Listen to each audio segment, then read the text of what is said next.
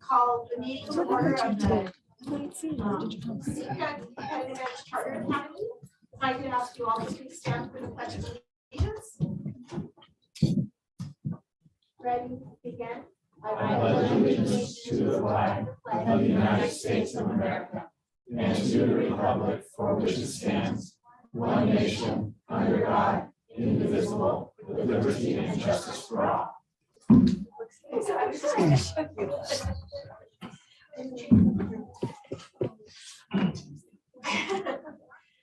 I call the roll of the board members. Member Coe, Member Miller, Member Sellings, Member Bannister. Present. All board members are present. Do I have a motion to adopt the agenda? Second. Moved by Member Coe, second by Member Bannister. All in favor? Aye. Opposed? Thank you. Do we have any public comment for this section? No. Advisory Committee, Mr. Gregory. Good evening. All right, we last met on April 5th, and we actually had an additional meeting on the 12th, so I'll go over the 5th and we'll go over the 12th individually. Just on the 5th, we started talking obviously about CASP testing, how the school site's going to kind of set up what we're trying to do, how we're setting the schedule for the students, as well as how NYP, middle year program, is going to do their test and block scheduling. We're going to kind of do block scheduling for those while our PYP kids are going to do their testing in class, just as a normal class day.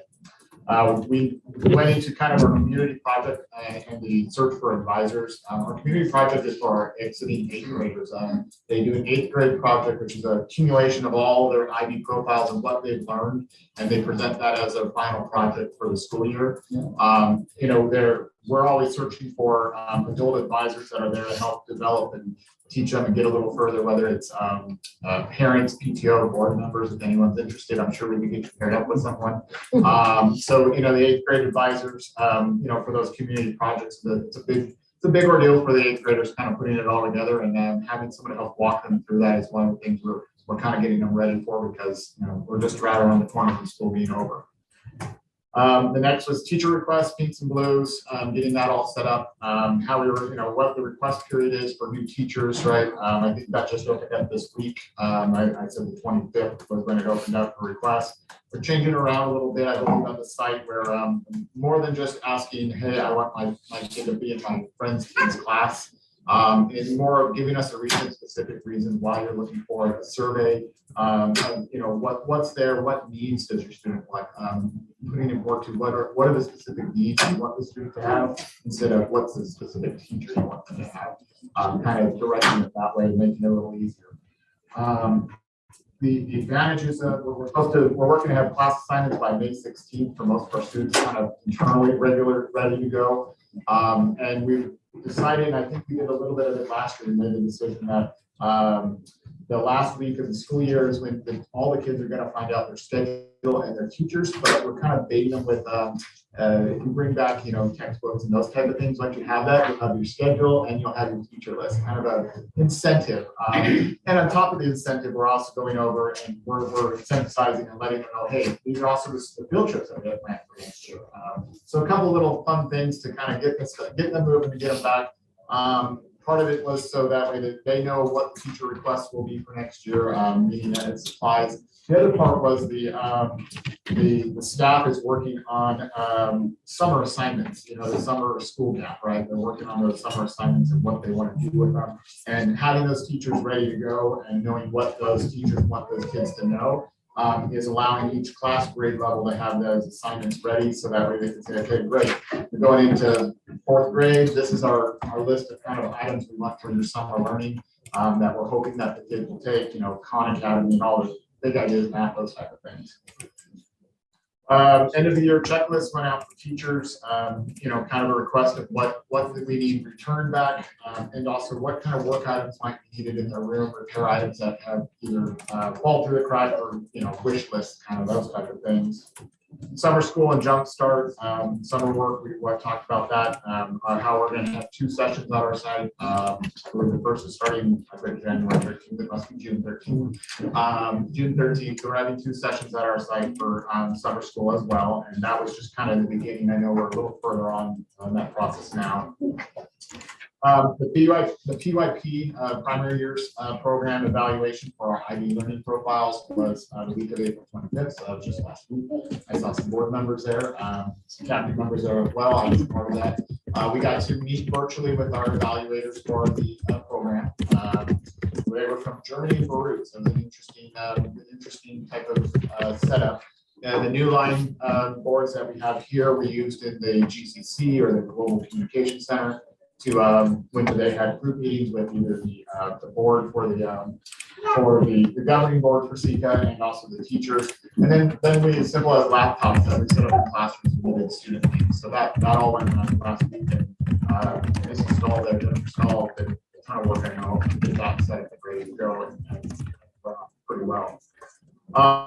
Then on the 12th, we had a special meeting just kind of to look at amending our charter document that we have about TK, adding TK to CECA next year. What that process is going to entail, how and when, what students are going to be eligible. And likewise, we talked about our lottery and how that works. Currently, the lottery for all of our K through 8 is if you get in kindergarten, you're going to get all the way through the 8th grade. You don't have to rejoin the lottery. Right now, we're so impacted in kinder with people trying to join the school right now. We thought if we did that same process from TK to 8, there would just be no real openings in the school and give it a lot of availability for more students to experience it. So I think we've discussed and determined that the lottery process is going to be a little different from TK. Still be a lottery for the TK, but then they will have to also join just like everyone else, the standard process with kinder, just so that way we're back on the same track, just to kind of make it a little more fair, since we're already so impacted with people in the younger grades. That's all I got. Thank you. Okay, the next item we have on the agenda is the approval of our consent calendar. Are there any changes or comments? I have a motion to approve by Mr. Stallings. Second. Seconded by Mr. Bannister. All in favor? Aye. Opposed? And then we're down to additional administrative comments. I'd like to ask Mr. Nate if you could talk just a little bit about, I know Mr. Gregory mentioned a little bit about the changes with the TK, but you want to elaborate just a little bit on that? Yes, Mr. Gregory always does such a great job. So I'll springboard off of that, but because of AB 22, the universal transitional kindergarten coming to our campus, we're very excited about having TK at our school.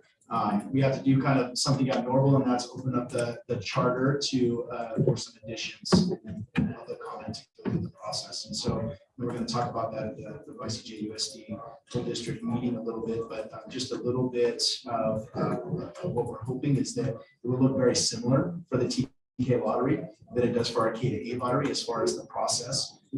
As far as going through district employees, siblings, residents, and then opening it up to everyone that submits their name for the lottery process. So the same process that we use for K to 8, but we want to keep it separate. So if you were to get into the lottery process to the TK program, you would then have to re-enroll. This preclude enrollment for your kindergarten year. We generally have out of 75 spots, we have between 20 and 30 spots after district employees, siblings, and residents that are available. And if we just rolled in that TK, those TK numbers into kinder, we wouldn't have very many spots. And so we think that makes the most sense. So that's our plan for that process. So right now, we only have maybe less than one classroom that's really open to the whole public. Generally, we're usually in the 20s, between 20 and 30 spots that are open after that initial. So for this evening, on the YCJUSD board, as the YCJUSD board governs under CECA, there is a public hearing that will be heard, and this is a two-step process. This is a time for public comments, and then it'll be brought back to the next board agenda for the YCJUSD board to consider approving what's being proposed as the material revision of the charter. Any questions of Mr. Reed? Any other questions, comments? Let's start with member Coe. Any comments? No, not really. Just it was great to catch up. Thank you for always having a very thorough report. And again, how old was your youngest child? Geez, they're going, nobody 13 going. All right, that's it. Thank you. And member Miller? No, just thank you for always bringing such a great report. Ms. Jones? Thank you, Mr. Mead, for the invitation to the review. My knowledge of IB is very limited, and I was very surprised to hear all the great things that are going on. You can tell the passion of your staff and the commitment of your parents and everybody there. So congratulations. Member Dempster? Yeah, thank you for a very thorough report and for all the good work. Couple of things. I was eighth grade advisor for the community project 1 year, and really, it's a really good thing. It's fun for you, it's fun for the kids, and it's really, if you have the opportunity to do it, I would suggest signing up with Mr. Gregory for that. And the PYP evaluation did go very well. Your staff does a wonderful job. I was anxious to hear how they did with their computer walking around the classrooms. It sounds like that worked out okay. And then we're looking forward. I know Callie and I are looking forward to going to gala Friday night. I don't know if anybody else is going, but CECA's fundraiser gala is Friday night, and we will be there dressed in our flapper girls for the 20th mystery dinner. In matching dresses. Yeah, I think We ordered the same dress. So, yeah. So anyway, that's all. We're going to adjourn back to closed session. There was something else that came up. We need to come back. Thank you.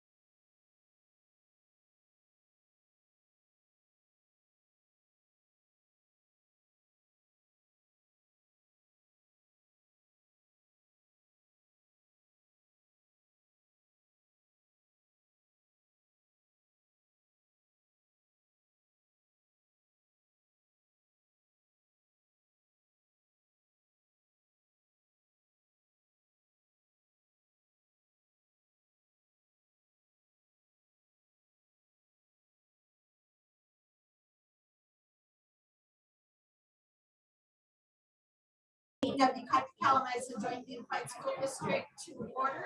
And welcome all of you and ask you to please stand for the Pledge of Allegiance. Ready?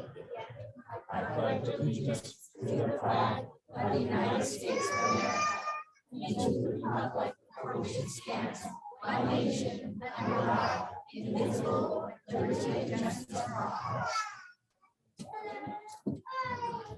It's okay, it's fun to just have somebody here that's happy, and even some that aren't so happy. I note the presence of all of our board members with the exception of member Bannister. And I'd ask for a motion to adopt the agenda. So moved. Second. Moved and seconded, all in favor? Aye. Aye. Opposed, no. There are no items to report out from closed session. So tonight we get to have a lot of recognitions, and our first one is for the girls water polo team. So thanks.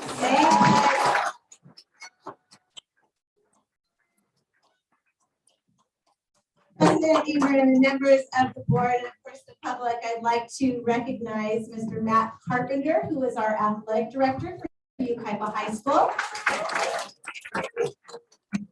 going to share a little bit about this historic moment that we have with the girls water polo team, and we will give some recognitions that we'll ask the board to come forward. Good evening, President Ingram and members of the board, Superintendent Binks, and members of the cabinet. And I would have said hi to Lily. She's out running tonight, track prelims, and she did great. I went out there and watched. She's a great athlete.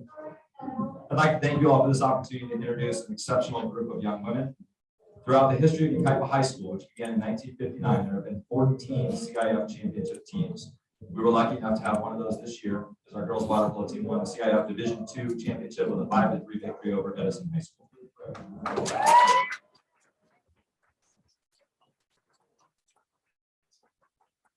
I recently heard a quote from Urban Meyer.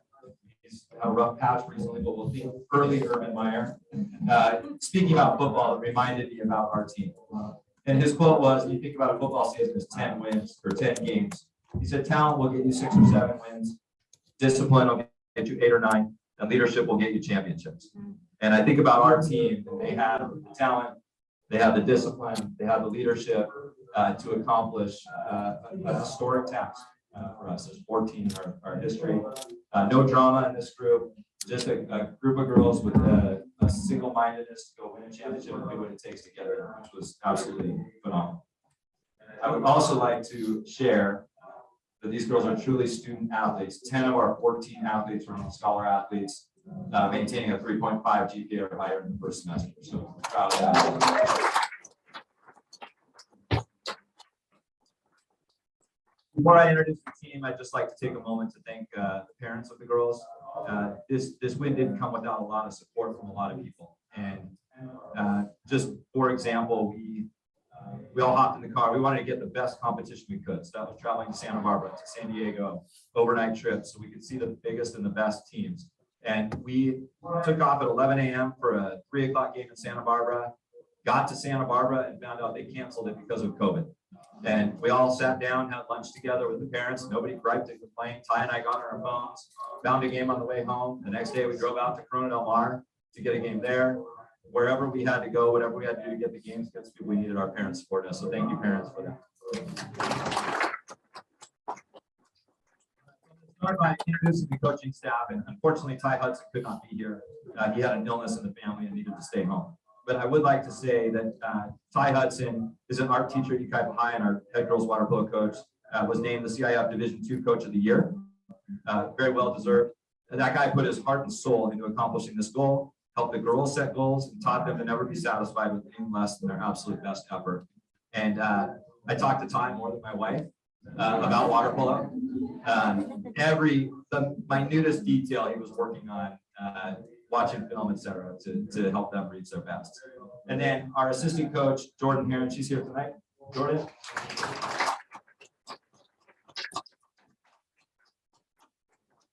Jordan has been an extremely loyal and devoted assistant coach, doing whatever anybody asks. Ty asks her to, you're taking stats today, you're videoing today, you're watching video, you're running to get food, whatever it is, Jordan's done it, which is just so necessary. So thank you, Jordan, for that.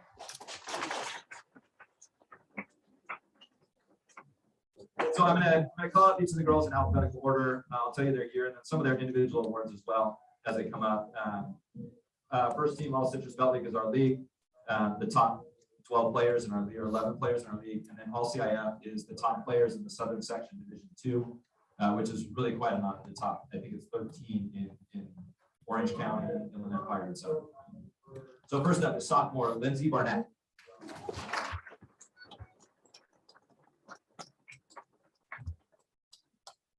Next is junior Sammy Byers, first team all CIF, first team all Citrus Belt League. Junior Christine Carpenter, CIF Division II Player of the Year, Citrus Belt League Player of the Year, and all-time record holder in saves for the entire history of CIF girls water. Sophomore Kira Casey. Senior Mariah Chavez.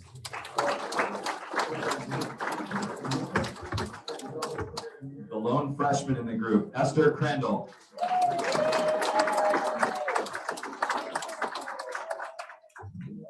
Sophomore Zoe DeHood.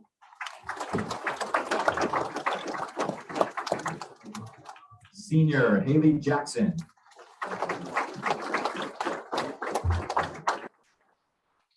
Sophomore Jersey Mora.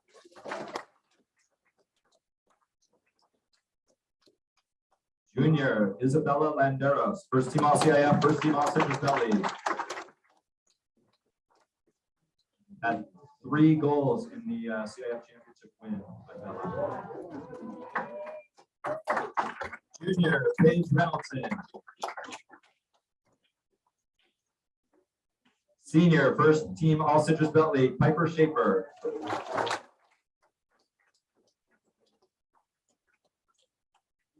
Senior first team all CBL, first team all CIF, leading scorer for the team, Shay Tully.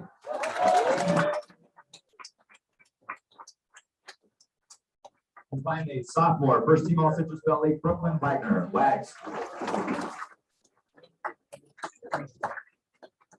And those are your 2022 Citrus or CIF Division II champions.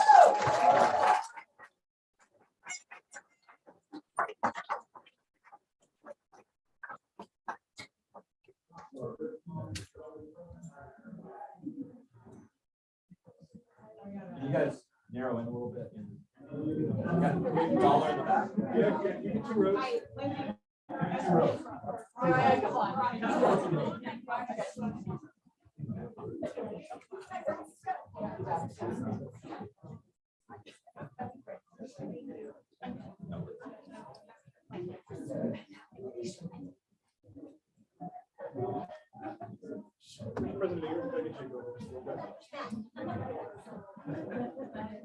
All right, ready? 1, 2, 3. Thank you.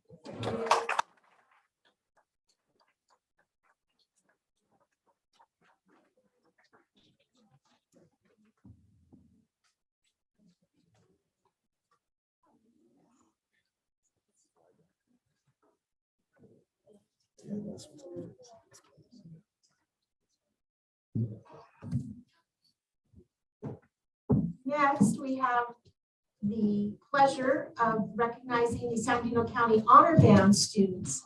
And so that is, Dr. Anderson, is that one yours? Yes, it is. Thank you, President Ingram. At this time, I would like to invite up our amazing performing arts teachers and band directors, Mr. Stockman for Parkview Middle School, please. Mr.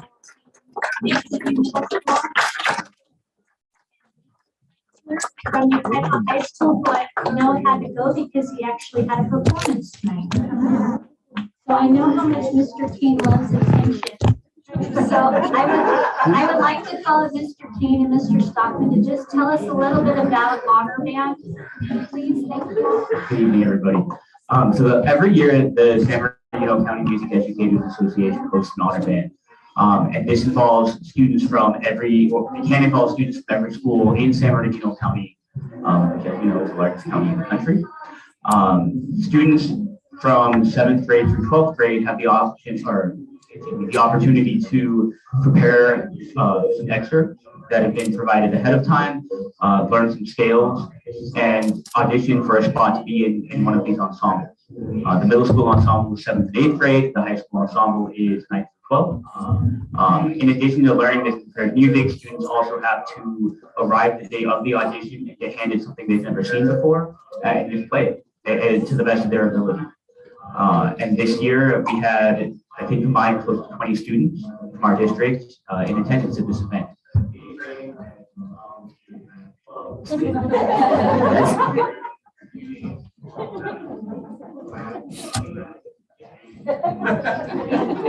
I'm giving them opportunity to have the mic as long as they want, unfortunately, and they just don't want it.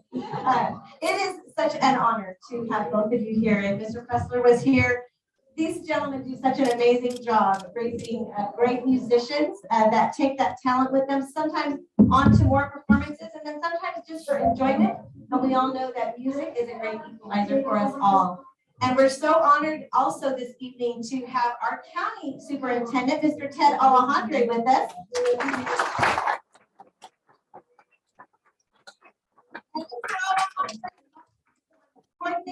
This event, and we're very fortunate because Mr. Alejandre is actually a Yucaipa resident.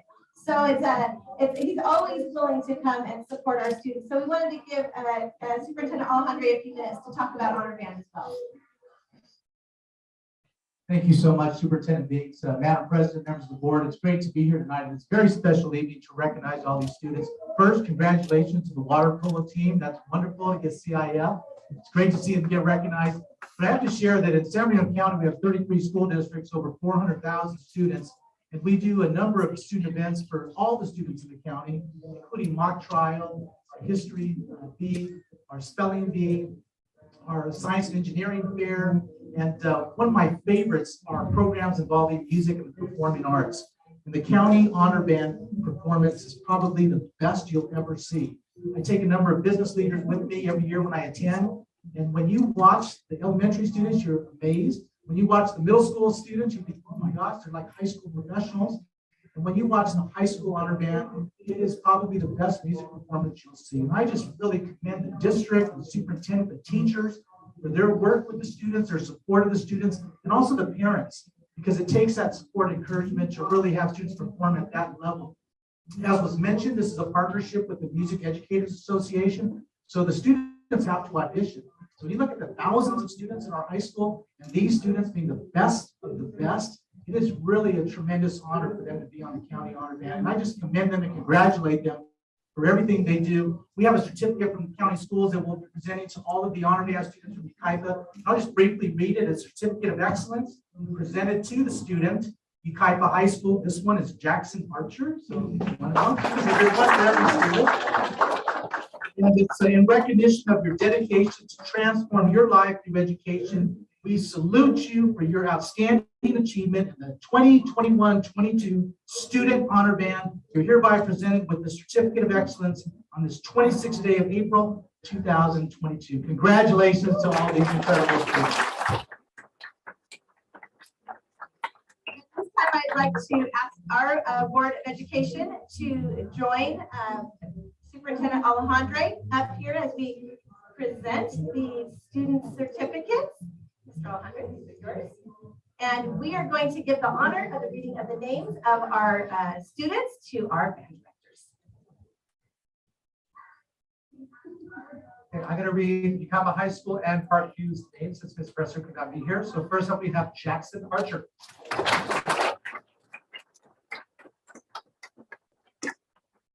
Arturo Escalera.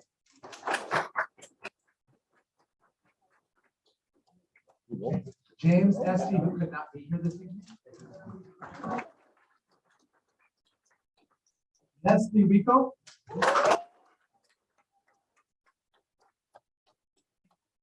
And Julius Solorio Coy.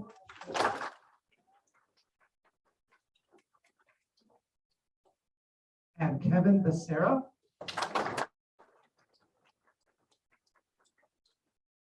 He's from Parkinson, maybe because we flipped your order. So we don't have to go back and forth. And then we also have Lillian Province, who is not here this evening.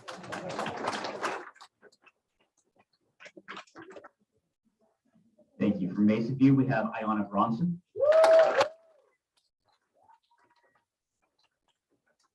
Mia Hayes. Bradley Hall. Emily Kamansky. Stephen Loaiza. Haley Moran. Alejandro Ramirez.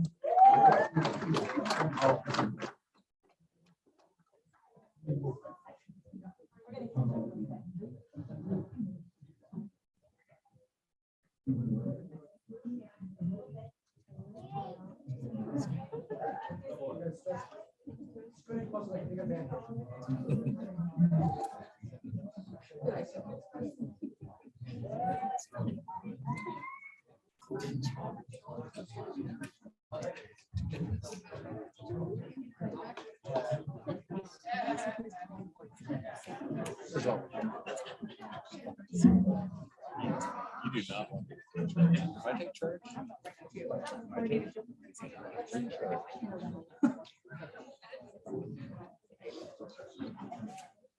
I can take it. Camille Solorio Coyle.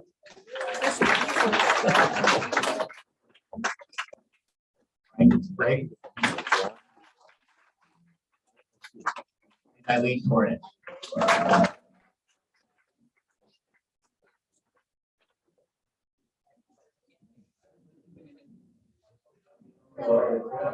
Absolutely. Can I get 2 rows, please? Everybody on the end over here. Come over this way.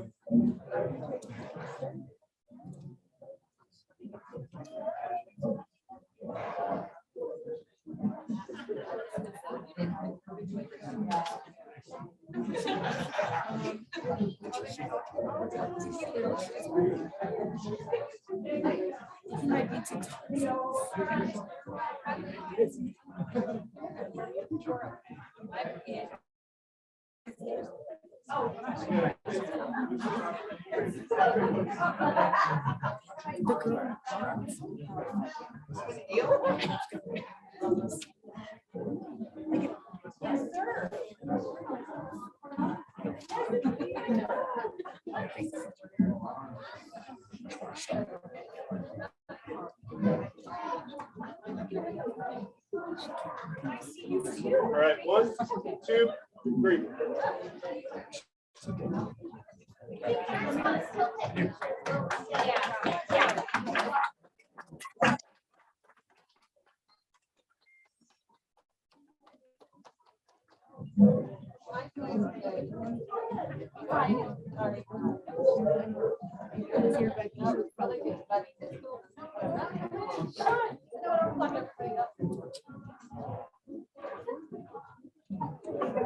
We know we have to say goodbye to our seniors, but many of them are going on to programs like Mr. Archer and ASU. So this is exciting.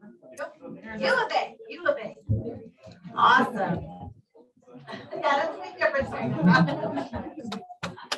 Congratulations to all of our students. Thank you so much.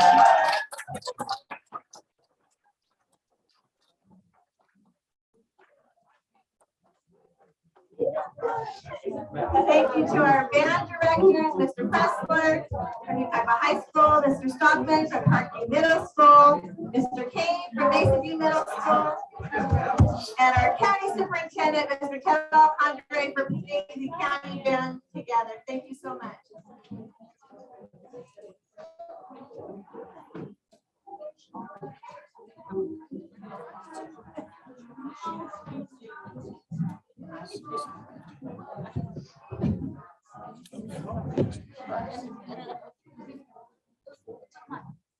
Give just about a minute if there's folks who are trying to get up and leave. And I would like to do some more here. Okay, our next recognition is for classified school employees of the year. Mr. Schultz.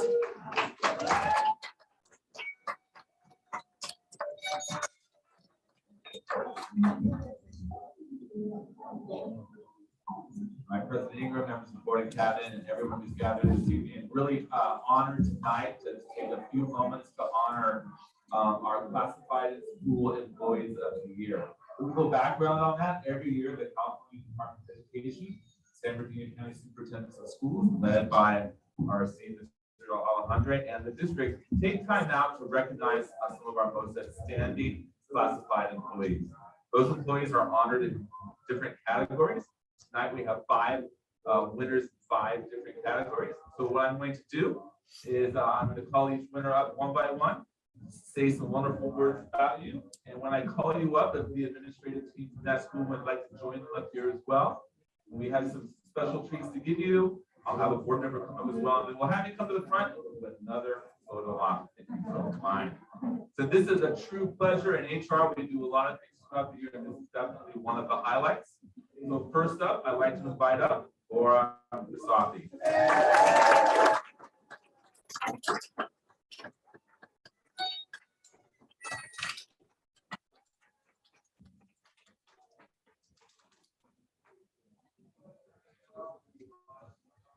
All right. So these are not my words, but the team behind Laura at the high school. I'm going to read this on their behalf. So it says, Mrs. Visafi has worked for our district for 20 years and has been the principal secretary for 7 years at the high school.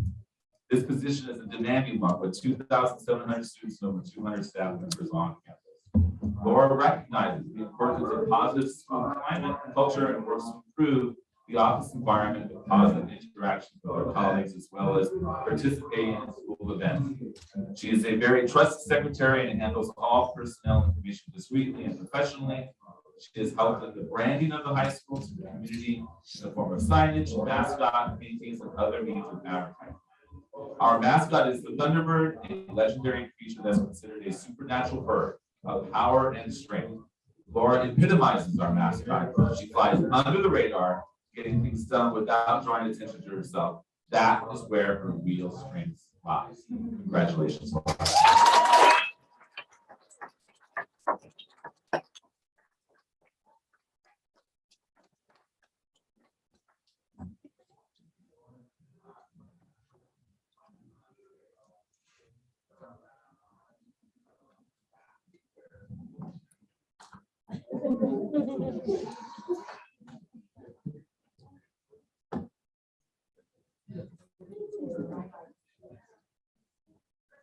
Awesome. All right, next up from our very own Parkview Middle School, Joe Davis. Davis.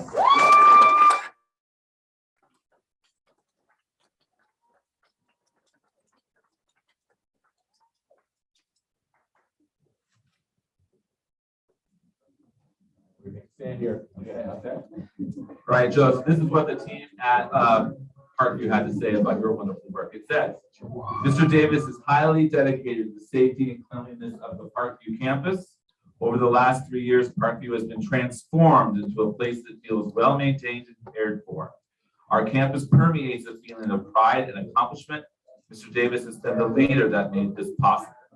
He is well respected by the members of the custodial staff and is excellent in the facilitation of his leadership responsibilities.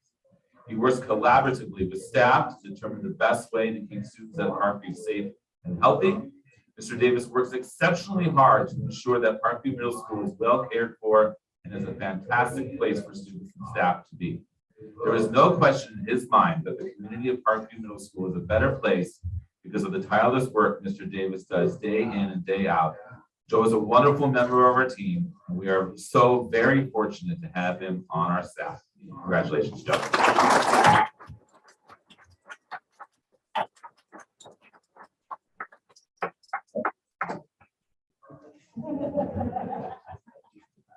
Do the receiving line.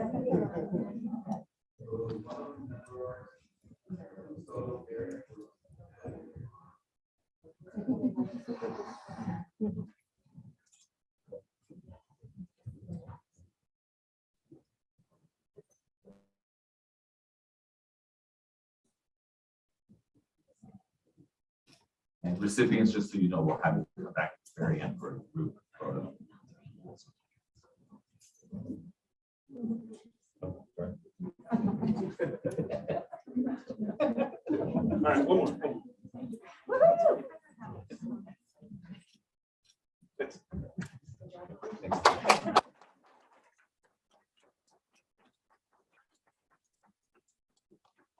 All right, if I could invite up the fantastic Jeff Youngnickel, Child Nutrition.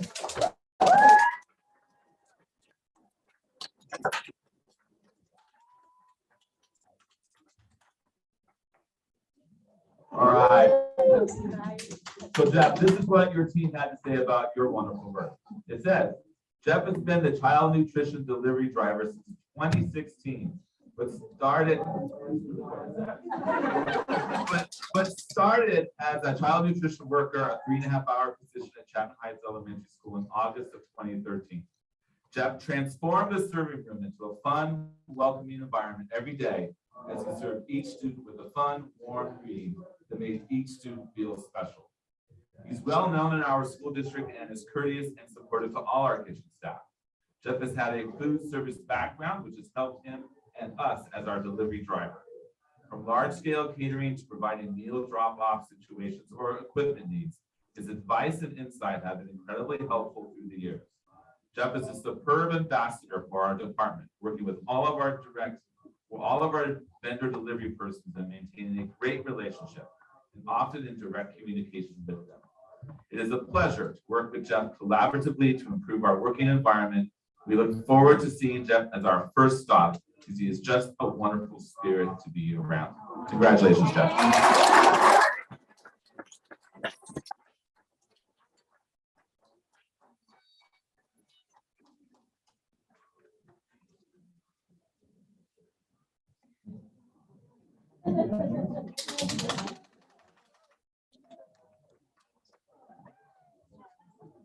So.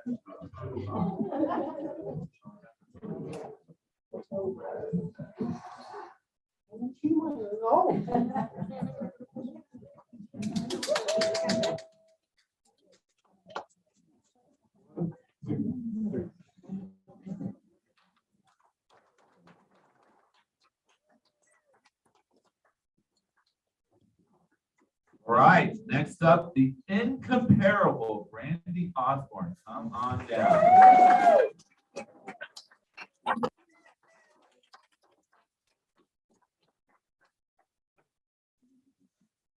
All right, Brandy, this is what the CECA team had to say about your wonderful work. It says, Brandy may be called a school nurse, but a better description would be Most people think of their mother as the ultimate caretaker. Scratches, clean and covered. Bumps, ice provided. Upset coming, a soft voice and a place to rest. Overwhelmed, a quiet place to recover. And Mrs. Osborne does all of this and more. She maintains a consistent schedule for her students needing daily care, such as insulin or level checks. She works with yard duties to provide feedback when she notices an influx of injuries during a specific time or in a specific place. And she checks in with teachers and trains them when the student requires support in the classroom. She's always smiling and kind to staff, students, and families, even when she may be facing a tough situation or a scared student. Her unflappable positivity helps students feel safe and cared for, helps families feel like they have a partner in the school, and creates confidence within the staff of her ability to support them. Providing nurse coverage for a K-8 school requires a special, hard-working person, and Brandy has demonstrated excellence in these areas for years. Congratulations, Brandy.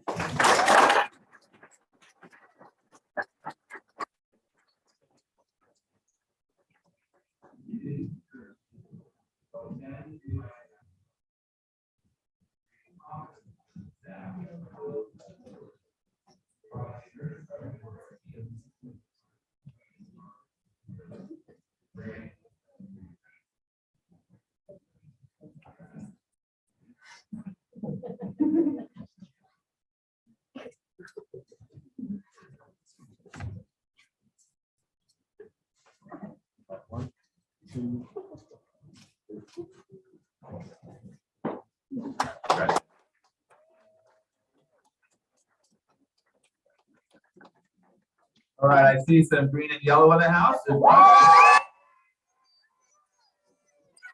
If I can invite up Julie Maloney.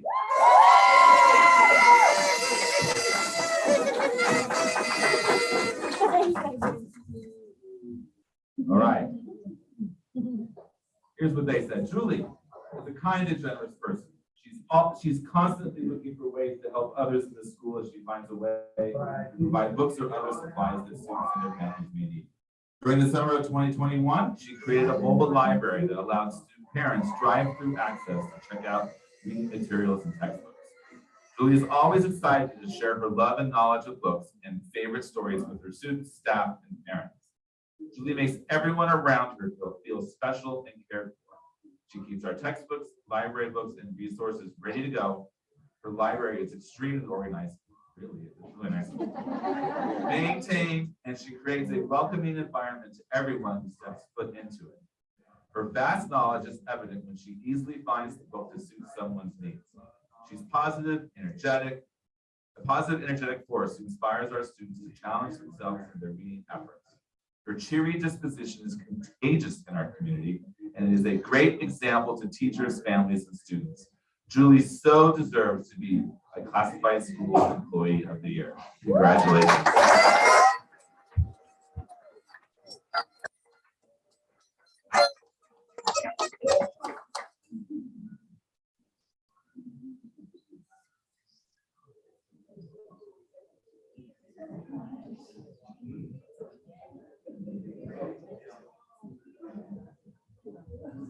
I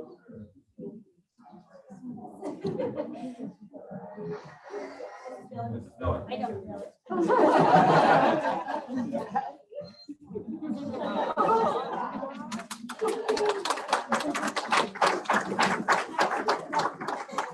I can invite up the other four recipients, Miss Julie. Miss Julie, if we can have you stay, we're gonna do a group photo.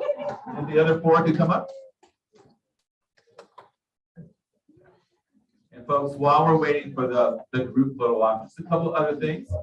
These 5 individuals are then entered into the Classified School Employee of the Year event at the county level. And if we are fortunate enough to have a county winner, those winners even go on to the state level. And we have been fortunate as a district in the past to have some of our wonderful classified employees go all the way to Sacramento and earn that honor. So definitely appreciate the partnership with county schools and the CDE to do that. You'll also notice, these individual photos will be immortalized in the hallway. We have, whether you like it or not. In the hallway, we will have your picture up there for the year, just noting the wonderful contributions that they have done for this. And then the last thing I'd like to just give a shout out to our secretary, Lily Solis, who did all the behind the scenes work. Yeah.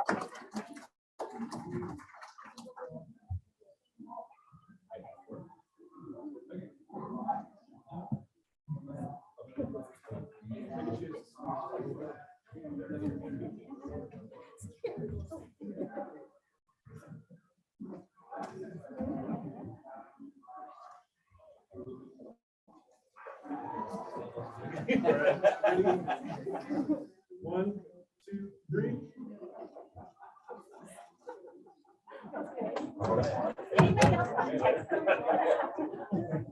All right, thank you everybody for this wonderful opportunity. Congratulations.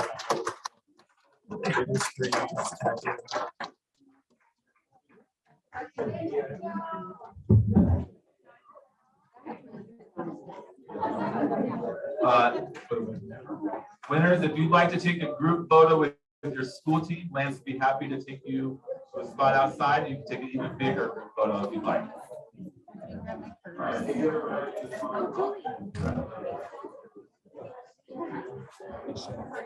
How do I wait that thing up? Can I touch the screen? It won't wait, like it goes black. And what I'm having to do is flip it over, hit the keyboard, put it back in tablet. There should be a button on the side of it, like right here. All right, or just do what you're doing. I can turn that off too.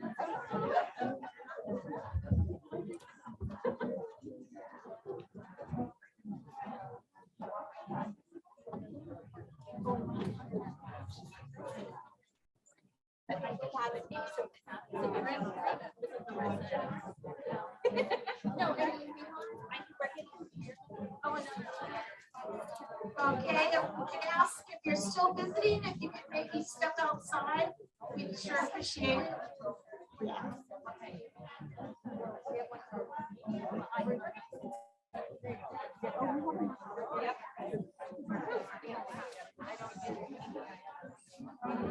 Okay, the next highlight that we have is from Educational Services and our Positive Behavior Interventions and Support Recognition. Dr. Anderson.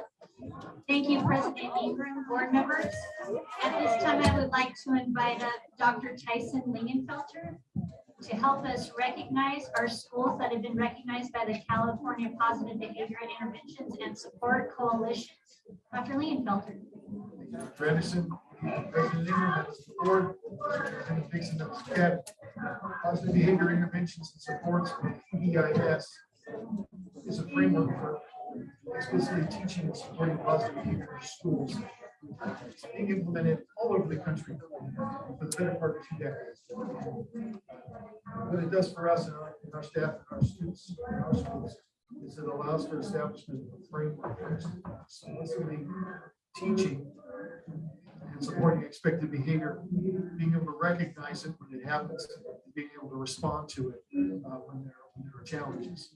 And it's very much a systematic approach to supporting positive student behavior in school, founded on the premise that just like it wouldn't be reasonable for us to expect students to be able to read, write, and do math, every single student from the moment they come to us.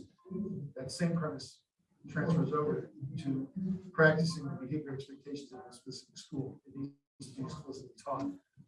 Dr. Anderson mentioned, the California PBIS Coalition has supported that work for the last several years that we participated at least through a statewide recognition system.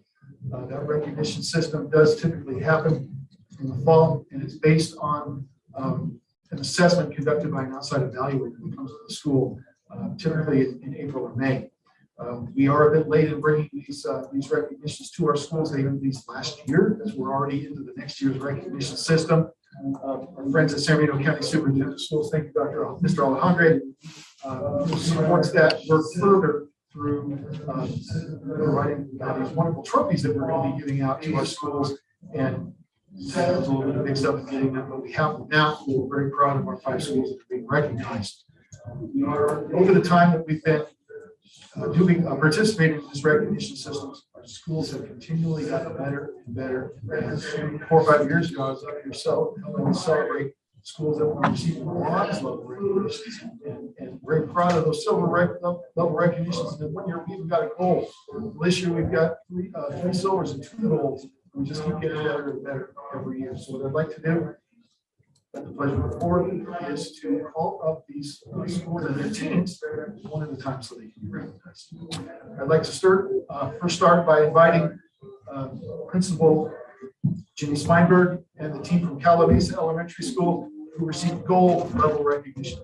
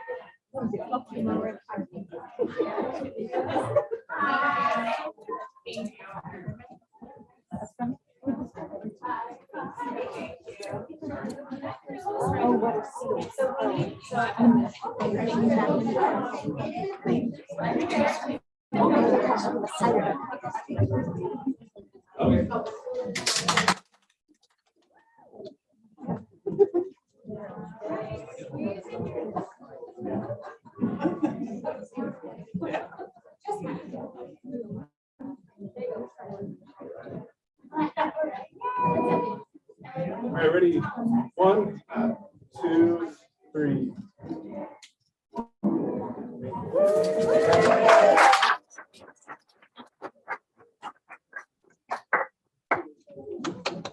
For our next recognition, I'd like to call up Principal Miller and the mighty team of Valley Lightning, who also achieved gold level recognition.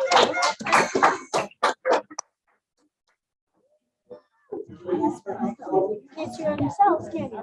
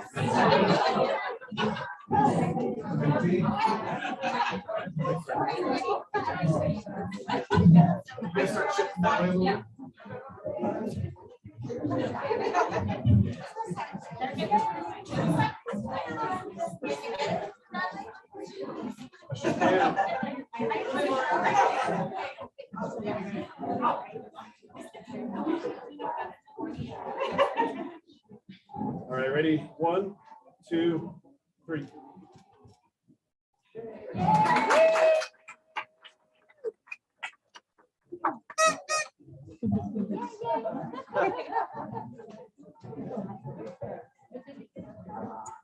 Next, one of our oldest continually recognized schools in the PBIS implementation here for another wonderful recognition here at the silver level. Please welcome Mrs. Peterson and the team from Wildwood Elementary.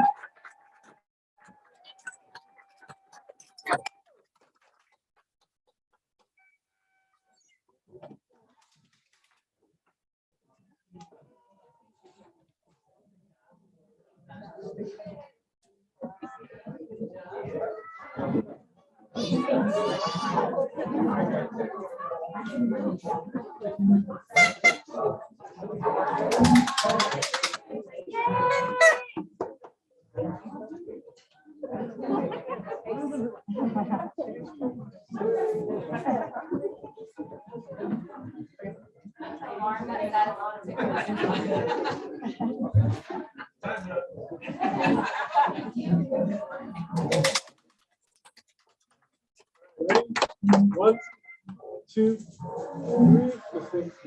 No, I was gonna jump something. One more. 1, 2, 3.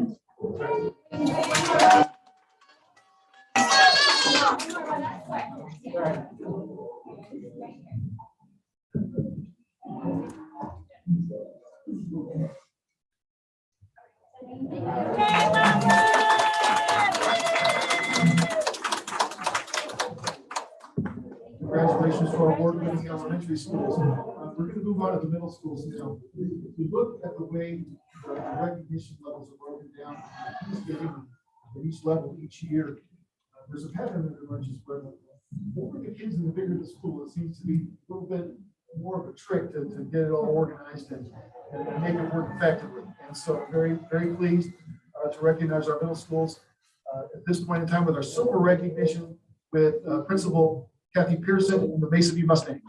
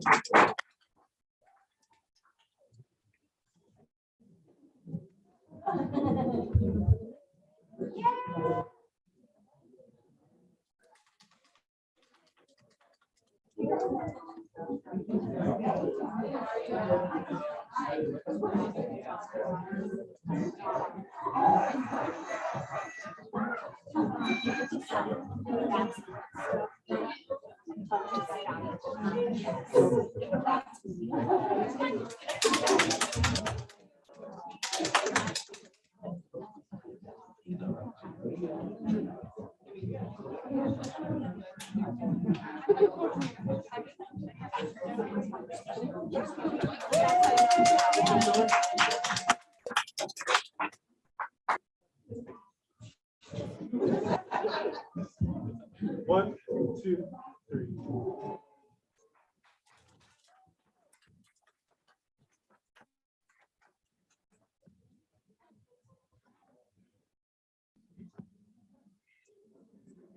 And last but certainly not least, please join me in congratulating Principal Matt Jervis and the team at Parkview Middle School.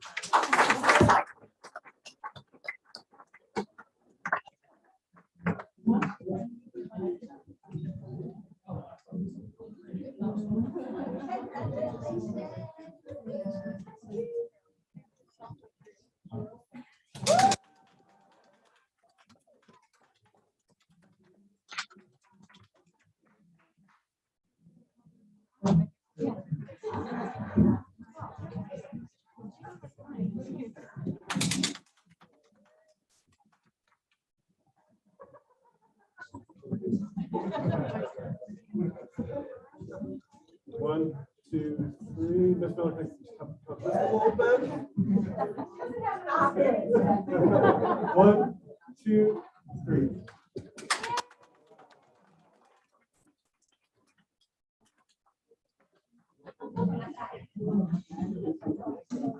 Just in closing, I'd like to thank the board for this opportunity to recognize each year our schools and the outstanding work they do. Thank you and congratulations to everyone. I think this is the most we've had here. That's great. That's really great. Okay, the next item on our agenda is public comment. For this section, we have 3 minutes per speaker. We have 15 minutes total. There are 5 speakers, so if you keep to your time limits and stop when we ask you to, we should be able to get everybody in. Our first speaker is Mr. Burton, and Mr. Burton, you have, besides the public comment section, you have, I think, 7 or 8 other items listed that you wanted to speak on. Those will call for you when the items come up on the agenda. So our first speaker is Mr. Burton, will be followed by Jillian Landaverdi, if you want to get ready.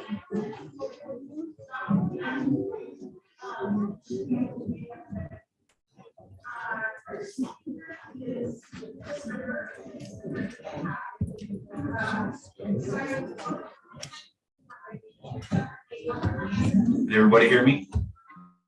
Yes, sir. Good evening, board. That's a lot of recognition tonight. Congratulations to everybody. That's really awesome. Let's get down and dirty now. I'm sure you board members received some correspondence from a certain employee yesterday regarding the blatant disregard for the good business tactics. This correspondence is in regard to the monies owed for the services rendered. These monies owed were put on hold due to a personal vendetta against the employee and family. I want to know who put the hold on the money and under what contract stipulations and why.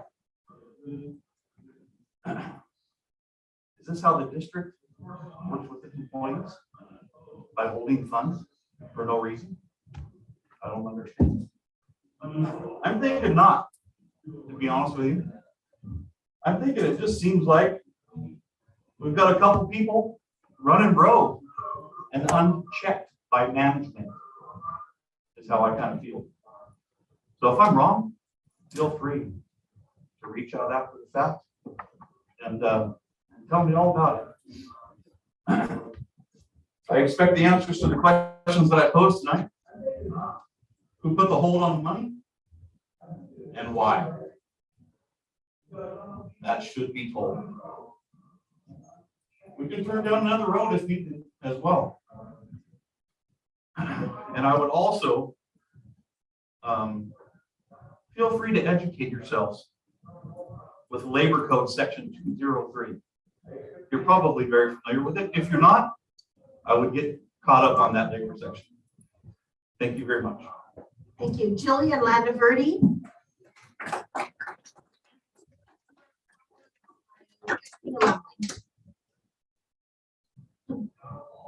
Good evening, President Ingram and board. Thank you for this opportunity to speak. My name is Jillian. I'm with the CRB. This past month, we had the parent review for the new science curriculum. I wanted to give a very big thank you for all the people working to put that together. Dr. Anderson and Kathy Johnson and Kim and Megan. I don't know their last names. I'm sorry. But they all did a really slim job. And we had many, many questions and they answered all of them. They had gathered a large amount of research and they had it ready for us, which I thought was amazing. I did ask for a copy of the book set and we're still working together to try to get that. It's been very helpful. It's been a big hassle trying to get the actual curriculum what the kids are going to see. But everybody has done a really good job trying to satisfy our requests. I think the system isn't set up for parents and caregivers that want to be involved as we do. We want to know that what our kids are learning is not laced with these radical ideologies. So I wanted to ask the board my question. The next time a new curriculum is adopted, like the social studies that's coming up, and when you guys are buying books for the kids, could you please have one extra set for us to have access to? It would bring us a sense of peace if we could read it before the children read it, so we know that our kids are safe when they're gone from us all day. Thank you. Is back there on the back and it's out for how long is it, Dr. Anderson, that it stays out in the back? Just so you know. It'll be out there for the rest of the month also, just if people needed extra access. Just so I know you're trying to get your own copies. And into May, I'm sorry, May's next week, so it'll be into May. Thank you. Thank you. Okay, Katrina Lumley. Good evening, President Ingram and the rest of the board and Superintendent Bates and the other admin. I wanted to give a shout out to Kathy and the team. They were very helpful and we went to see the science curriculum and they were very, like I said, helpful. Very cordial. And anyway, I just wanted to say just a few quick things about SB 871. That's a bill that was pulled that was requiring the shot mandate for the students. We're very grateful it was pulled. But what we would like is for you to write a letter of opposition to it because it was just pulled. What we found is a lot of districts are still requiring the children to get that shot. I know I talked to Ms. Ingram last night. She said you were not doing that. But our fear is if the author decides to put that bill back into play, that you would require that. So, like I said, we would like you to write a letter of opposition, just have it on file in case that does come up again. Thank you for your time. Thank you, Katrina. Denise, followed by Terry.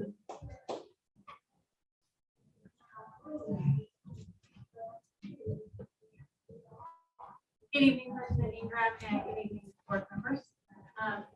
I actually have a handout of pictures I wanted to do.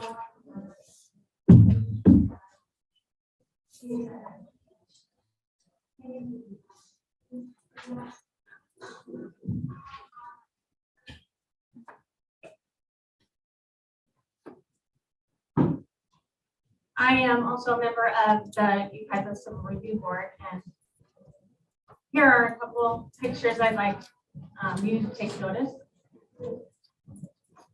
These pictures were given to us by concerned parents in our district. One of the pictures is of an Equality Pride BLM rainbow poster or banner. And the other picture is of a classroom whiteboard of a writing assignment of different topics. And as you can see, the right column, last topic is sexuality and identity. So I'd like to pose a question to you. What is allowed in the classrooms in our district? Are political statements allowed? And is sexuality / identity appropriate to discuss in class? Also, we just recently found out today that there is a survey going around that one of the students took a picture of. And it's in regards to your identity. Are you transgender? Are you not? I'm not sure if I am. Decline to respond. Straight, lesbian, gay. So just wanted to make you guys aware of this, and we'll be waiting here for your response. Thank you, Janine. Thank you. Dr. Boone.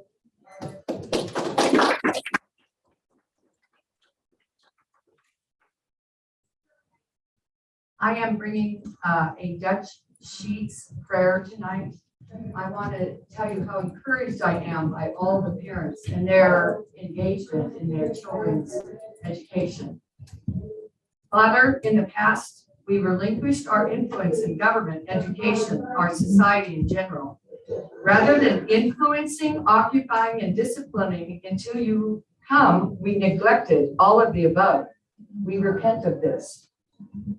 We ask you, give us supernatural reversal. Please give us righteous leaders with biblical worldview in government. Give us the same in education and media. And give us spiritual leaders who stand for truth. Awaken the church. Give backbones of steel to those who lead your people. Men and women who emboldened to speak the truth. Break passivity or passivity off of them and beliefs that cause them to acquiesce. May they be ablaze with truth and holy fire. We decree the revival is coming to the nations of the earth and will not be stopped. We ask you for these things in the all-powerful name of Christ. Amen. All right, thank you, everyone. Is our private report. Oh, yeah, just very briefly, thank you. Two things. First, I want to make sure I mentioned that the YHS Career Center hosted mock interviews for almost 600 students. And I know that that's a very realistic process for them to go through, and I appreciate ROP and the YHS supporting that.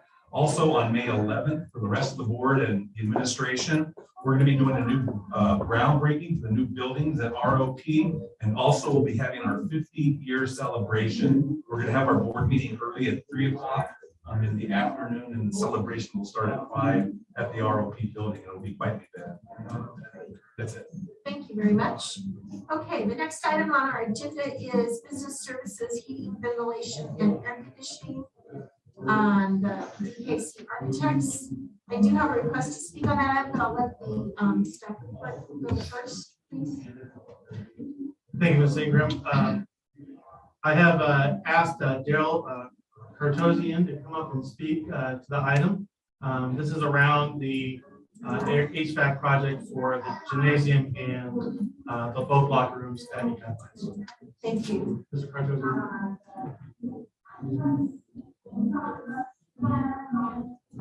I need to state my name and address. You're good. We know who you are. We have your information. President Bates, Superintendent Bates, and President Ingram, and board members and staff. This evening. It's amazing that I graduated from high school in 1979. I'm not trying to prove my age, but I've had grandchildren. They're now attending school here, and my children also graduated from this school district as well. But I thank you on behalf of my family and all parents here in this community. I know appreciate the time and effort you make in making our school district a success. But enough said there. This evening I'm here to answer questions. But first, before I answer questions, I want my curriculum up to date and what we've done to get to this point. And I want to thank Eric, I want to thank Patrick and their staff, the maintenance staff, in assisting me in coming up with solutions that one would save the district money, which is always important issue for parents as well as the district. Also, two, to make whatever system we propose to be energy efficient, and then also to be maintenance friendly, easy to operate. As I explained to Eric and staff, you have an existing boiler system. That means hot water heats up the gym, and probably 50% of the time it doesn't operate well. To give you an example of how difficult it is to install that system today, let alone bid it out and maintain it, if you were to take a package unit air conditioning system, and I'm not going to try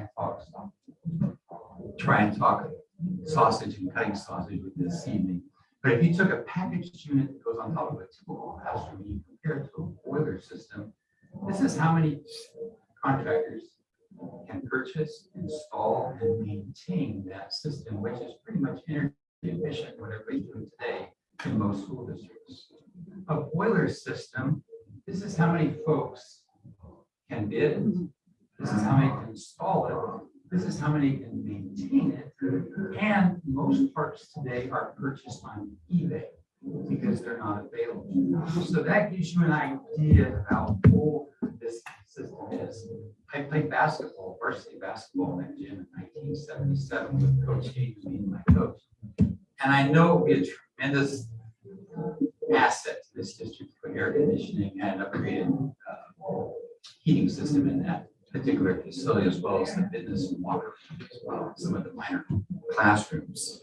But what I wanted to explain to you tonight is looking at what is there, we decided the boiler system route was not to go to be the direction to go, and chiller system. The chiller system would be cooling water to cool that system because of the cost and the efficiency. And then also all of the unforeseen that would come up during the process of building and updating the system.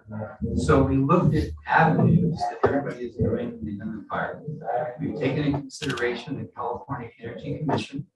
And we've also taken into consideration, this is some information you might not be aware of, but as of the year 2023, most parts, most cities and counties in the state of California will only allow electric and air conditioning. heating systems, fuel gas will no longer be allowed. So taking that into consideration, we also thought about the future as far as solar panels operating the system. And that is something that will be available after the system is installed. There are grants available, and there are definitely rebates from Southern California Edison and other programs that are available to put those solar panels in the adjacent parking lot to the south, serving the dual purpose of shading cars, as well as showing the community that the school district is sustainable and green, that everybody's pushing for. So the systems that were recommended, as you probably read, have taken some time. Option 1 is a air handler heat pump system that would replace the boilers and the air handlers that are in the existing gym now. They're in a mezzanine to the north upstairs. They weigh less. They won't take the weight that is required for the existing systems, making it that much easier to install. The footprint of option 1 allows us to put condensing units on the outside of the gymnasium to the east of the gymnasium. There's a planter there. If you were to look at the documents I gave you, you can see the recent condensers sitting on the ground with a block wall around them with access to them. At one point, we decided we were going to put a roof system over that. That would be too costly. So what we decided and recommend was to put a cage, a vandal-proof cage over it with locks so you can get to them to maintain it. Option 2 is very similar, but it would be a split system. Excuse me, it would be a system that's one package. And when it's one package at the gym, as you can see in those documents, it took a larger footprint to take care of all those units. But it also was going to have exposed air conditioning ductwork on the outside of the building, penetrating the building. This is something that's frowned upon by the California Energy Commission because of the efficiency, etc. The same goes for the locker rooms. Option 1 is to replace the boiler system in the mechanical room and to put a condensing unit up on top of the roof. We have verified with the Division of State Architect, Craig Rush, who I'm very close to, that we do not have to upgrade that particular building because the rule is if the system weighs more than 10% of the building weight itself, which is hard to believe it would ever do that with a masonry building, let alone a concrete roof. It does a concrete roof. It's 5 inches thick. So recommendation 1 is a little bit less than recommendation number 2, but working with our consultants, mechanical electrical consultants, and electrical already exists on the site when the buildings to the north were built here a few years ago, the science wing and the other buildings that were built there. So no real improvements need to be made there. No ADA requirements are required for this. They're exempt from this particular project, which is a good thing because that would make us have to change many different things in the existing gymnasium, making this budget almost impossible to accomplish the numbers that we're talking about that were presented to us. But I'm here to answer any questions for you. It will be also connected to the existing energy management process. So they will be on campus. If someone needs to get in the gym in the middle of the night or whatever it might be, the maintenance group, Patrick can turn that system on. But solar power might be something you might consider in the future. Thank you, Daryl. Before we have the public comment, did the staff want to make any other comments? I have some questions I want to ask about public comment. Sure, yeah, this is the second part of a process. This project obviously had been considered for several years. As Mr. Cartosian played in gym a few years ago, but the availability of ESSER funding allowed us to look at HVAC units and clean air, and that's the money we'd be using. The federal stimulus dollars. The board did approve the plan for the fall, so that's where the money. So this would not be general fund dollars. This would be used in ESSER funds. Let me go ahead and get the public comment in, and then if that's good for the board, then we can go on. So, Mr. Burton, if I'm loose here, we'll probably have some questions for you. Thank you. Go ahead and come up. And because this is an item on the agenda, you have 5 minutes.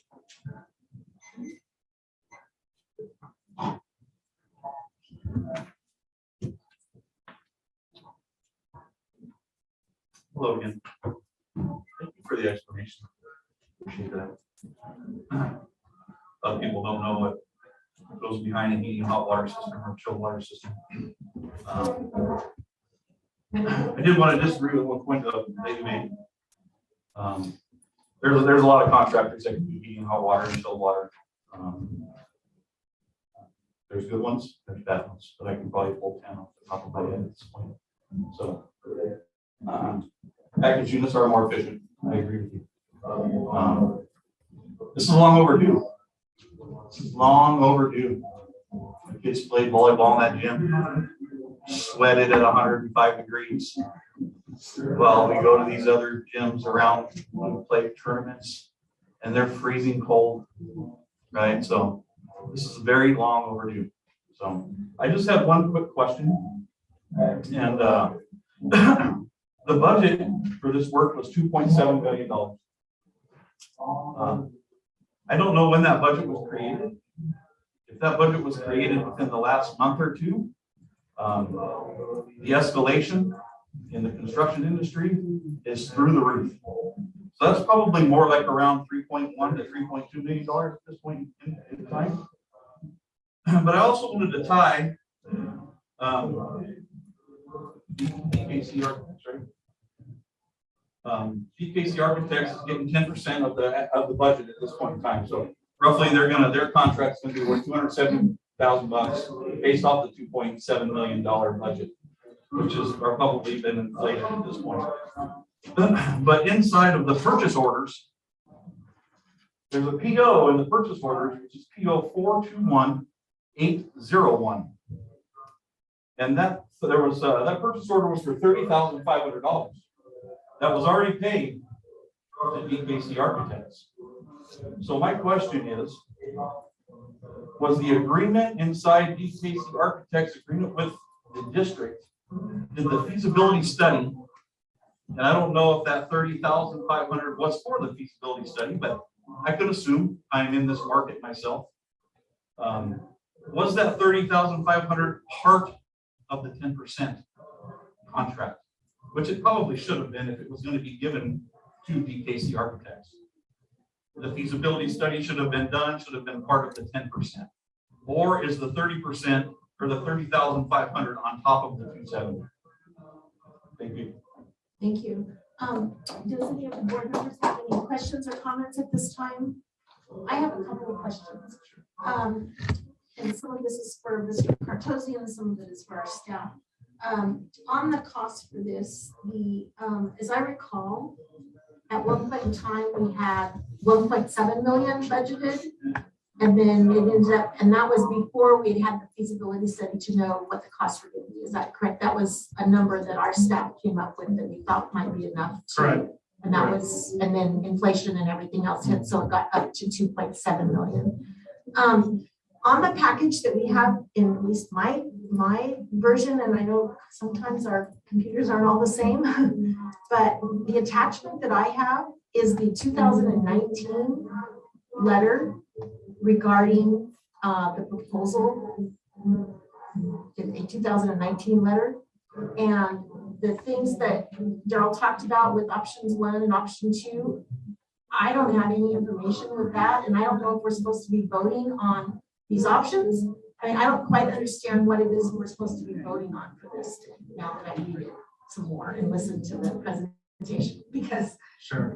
No, thank you, Mr. Graham. So there's a typo on the top. So that's not 2019. If you look at the signature line, to 2022. So what we're voting on is we did the feasibility study. We really wanted to see what we had an estimate, but we weren't sure what that cost would come in at. So the board did initially set aside ESSER 3 funding for the project. And so every year we have to update the ESSER 3 plan. And so the entire project would be through the ESSER 3 dollars. And so we did the feasibility study. This is for contracting with DKC to drop the plans. That's the actual plans. The plans. So this is the plan development. So the Office of Public School Construction sets prices for this type of project, and it's 10% of, that's what the architecture fee is for public construction. But are we supposed to be voting on any of these options that he mentioned in his presentation? No, so. Or just voting on the contract to do the services? Yes. Okay, that's what I thought we were, but then when I heard the presentation, I wasn't sure if we were supposed to be voting on something else. So Mr. Cartosian brought the options. We reviewed the options with Patrick Yamakawa, our maintenance manager, as well as our facilities consultant from Eric Hall Associates. And these were the options that the staff selected to move forward with the project and the design. And then things like the solar panels and operation using that, will that be part of the work that you put in so that that's an option for us if it's in our budget or not? Or how does that work? So that would not be part of this project. The ESSER 3 funding specifically to HVAC units and not energy. And so that's something we could look down the road if we look at future energy grants. And it's possible to add these on later on. Yeah. And that's in adding the solar on is in your options right now. Did you know? Right now, what would happen is the system would be designed to allow for solar to be tagged onto the system later on. It's not like we have to redo everything to add solar. No, it's right. All right, so the situation for today then is we're voting on the contract for the 270,000, which is the amount. Just out of curiosity, let's say the project comes in at 2.2 million. Does that change? My fee comes down. So that's what it's a lump sum based on your. And let me, if it's okay if I interject here, I'd like to answer the gentleman's two questions in the audience. Number one, the estimates were put together just recently within the last month and a half. We've been very, very concerned about inflation. I know you just gave us this estimate, you talked about this estimate. And there's here a in the last couple of 20% inflationary increase on the budget to allow for that. And I've even added another 5% contingency, so there's 25% on top of this. We're hoping that it comes in much less, but there's no guarantees. Number two would be, as far as our costs, that original feasibility study is subtracted from it. Most school districts go by what's called the sliding OPSC fee schedule. If we were going by the sliding fee schedule, it would be almost $300,000. So we, as the DKC architects, have lowered that to a fixed 10%, and that's why it's 270. And it could be even less if inflationary costs aren't what they say they will be. And I can't guarantee that. We don't know that right now. And it could be higher if by chance it's 311. It could be. Okay. All right. Do I have a motion on this item or any other discussion? Motion to approve. Okay, we have a motion to approve with a second. All in favor? Aye. Opposed? Thank you. Thank you very much. We're looking forward to AC in the gym because I have to say I was playing in it before you. Thank you for that. All right. Next item on our agenda is also business services regarding the new drama lights. So thank you, Ms. Ingram. We are excited. As you know, our drama department uses the stage and multi-purpose room. So if you talk to the drama teacher, she calls it her theater. If you talk to child nutrition services, it's the NPR. So original equipment that it was built back in March of this year, we purchased the equipment for the lighting system. The board had committed dollars earlier this year as one of the top priorities to get the lighting back on track. And so this year we're working on lighting. So this is for the approval of the installation. Next year, with the remaining committed funds for this project, we will go out for sound to improve the sound quality of our theater / NPR for our performances first. Okay, great. We have a request for public speaking on this one too, Mr. Burton.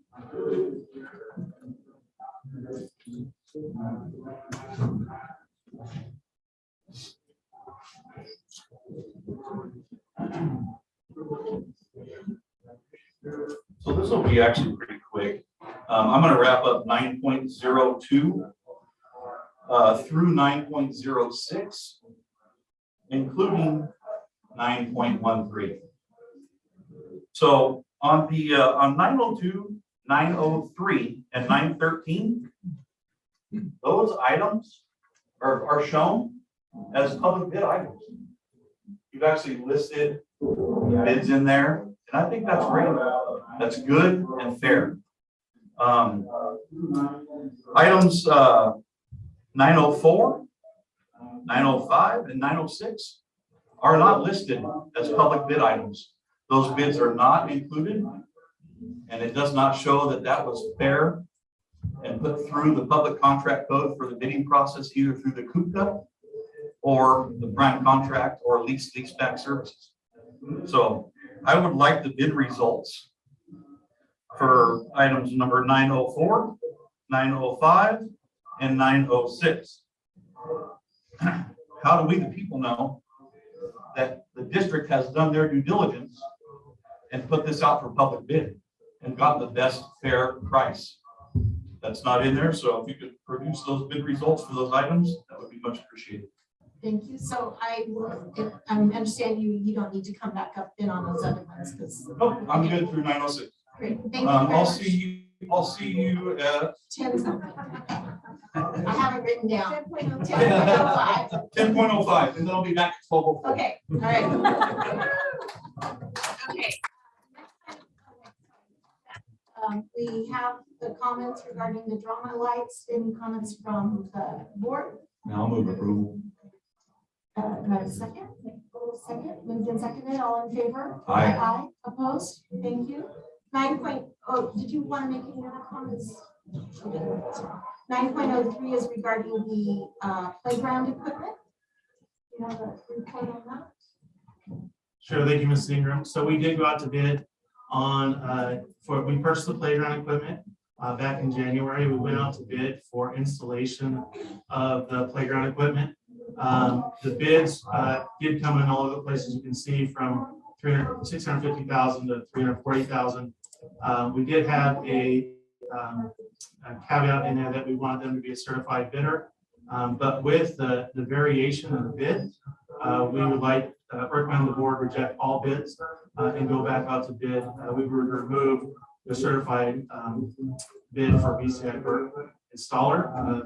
Looking at the references for other organizations who have installed playground equipment, other companies have been successful without that certification. So our recommendation is not to accept any of these bids and go out. We would go back to the bids. And so how, explain one more time how the bids would be different. You're going to remove. So right now, we in our initial bid package, we asked that the company who put forth bids were certified with the playground equipment. And so what that means is they've taken some classes in installation, they're familiar with the playground equipment. And so with a cost variation being $350,000, really looking at installers for playground equipment, we realize that that is not necessarily a requirement we need to have. When we look at past history and we talk to other surrounding districts. And so taking out that requirement, we believe, will be a more accurate bid process and not at the level of $650,000 for the installation of the playground equipment. We believe we can have a more favorable bid to the district with that process. So the staff recommendation would be a motion to reject. Yes. I just have it sounds like being the PCI Burke certified installer is overrated. Yes. Now, and my other question is, I see the variance in the bids. My other question is, not having a BCI Burke certified installer, I don't think would compromise the safety of the equipment or provide any disadvantages, according to your folks in your investigation. Absolutely. So we've talked to other school districts who've had non-certified installers install equipment safely, correctly, according to plans. And so that's why our recommendation is to go back out. Any other comments? Okay. I'll move approval. Move approval or rejection? Yeah, approval of rejection. Okay. Okay, all in favor? Aye. Opposed? Thank you. Okay, 9.04 is regarding the playground service purchases. Sure, so thank you. 9.04, we on December 14th put forth through the board a piggyback bid that allows us to use the bid from other school districts who have had favorable bids. So part of that process is piggybacking, and I know it's a kind of a silly term, but that's the official term. We piggyback on a bid that another school district did. And so this is piggybacking off a bid from December 4th, and we put forth December 14th to get the lowest price possible for the playground services for and play for our ECEC program and wood chips for the remaining playground services. So just to sort of summarize for the answer for the public was that this process is an approved process where we do not do our own bidding, but rather we use another district who went through it already and use their bids. That's correct. Okay. Any other comments, questions, motion? Motion to approve? I'll move approve. Seconded by Member Miller. All in favor? Aye. Opposed? Thank you. 9.05 is regarding the tennis court resurfacing. So we're excited to resurface our tennis courts, long overdue. The recommendation is every 4 to 8 years. As you can see, our last tennis court resurfacing at Capital High School was in 2014. This is under the $60,000 threshold. So since we are a CECA district, we can go out and work with vendors, and we do not have to go out for a formal bid since it's under the $60,000 threshold. And so this is not only for the playground services, but it's also for new windscreens. We're due for new windscreens. So our physical education department, our tennis coach, athletic director have all been part of the design of this design, and we're looking forward to providing a smooth service for our students. Thank you. Any other comments, questions? Have they talked about whether or not they would also add pickleball striking to the tennis courts? I'll ask that because it's becoming the norm for a lot of tennis courts. Absolutely. So I did work with Capital High School tennis coach, athletic director, PE department, and they would be in favor of not having pickleball courts. But I did meet with the team to discuss that. Okay. Not too happy with that. Any comments or questions or motion? Move approval. So all in favor? Aye. Opposed? Thank you. All right, 9.06 is regarding golf carts. So thank you, Mrs. Ingram. This is around, as you know, our secondary school sites are sizable. And so just having the opportunity to provide golf carts for the schools, 2 for Parkview, Mason View, and 2 for the high school. Our custodial staff, coaches, campus runners use them for student safety, for cleaning the campus, those kinds of things. And were these also a piggyback bid? Or how are these? Are they separate bids for each golf course? I mean, separate prices? So I'd like to call up our, if you don't mind, I call up our purchasing manager, Dennis Klein, to talk a little bit about the golf cart process. So with the golf carts, my buyer, Leslie Williams, went out and requested quotes from various vendors. We had one that turned it in. My threshold of approval on authority is 99,100. This is below that, so it exempts us from going over competitive. Okay, thank you very much. All right. The next item, oh wait, we need to vote on that. Sorry, sure. Go ahead. Question. Do we provide training? I know that a golf cart seems pretty simple to drive, but I've heard of incidents on campuses. Do we provide training to people to drive these things?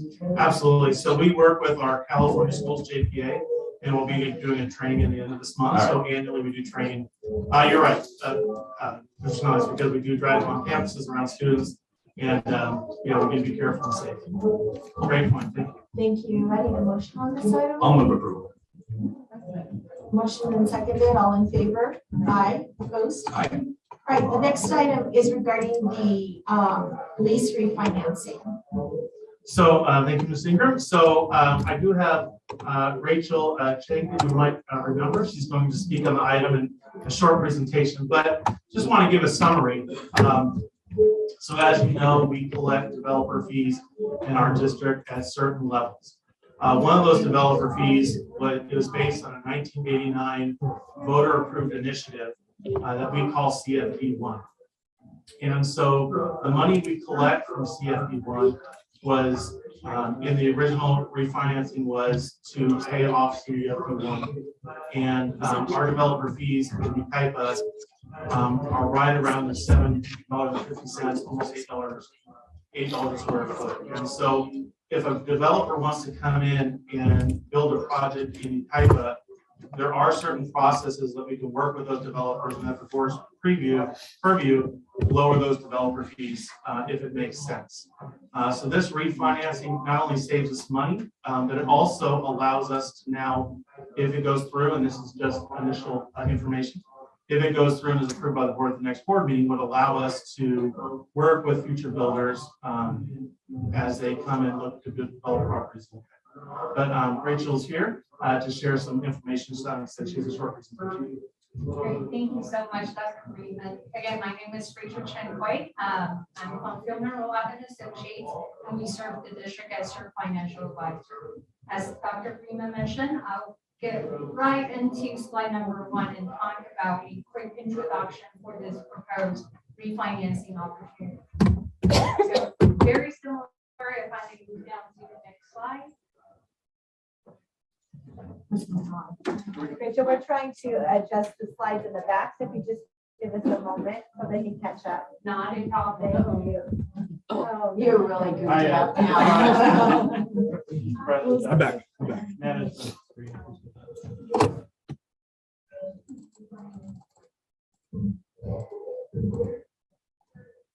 right, thank you very much. So very similar to the refinancing opportunity that we previously taken back in 2014. This is a very similar opportunity to basically take advantage of the lower interest rate so that we can refinance your 2014 lease refinancing to do a direct placement with capital and public funding. So let me take a step back and of course, is this better? Thank you. So to take a step back and talk about the actions before 2014, the district previously issued certificates of participation or COPs back in 2001 and 2004. And then in 2014, we took advantage of lower interest rates and refinanced those two into the 2014 lease refinancing. When the 2001 and 2004 COPs were issued, they were issued with a legal covenant that pledges the CFP number 1 taxes that Dr. Freeman just talked about to the repayment of these COPs. So when we refinanced these COPs in 2014, that particular agreement called a pledge agreement stayed in place. And those pledge agreements were very common in the early 2000s when the interest rate market were not very friendly to the issuers.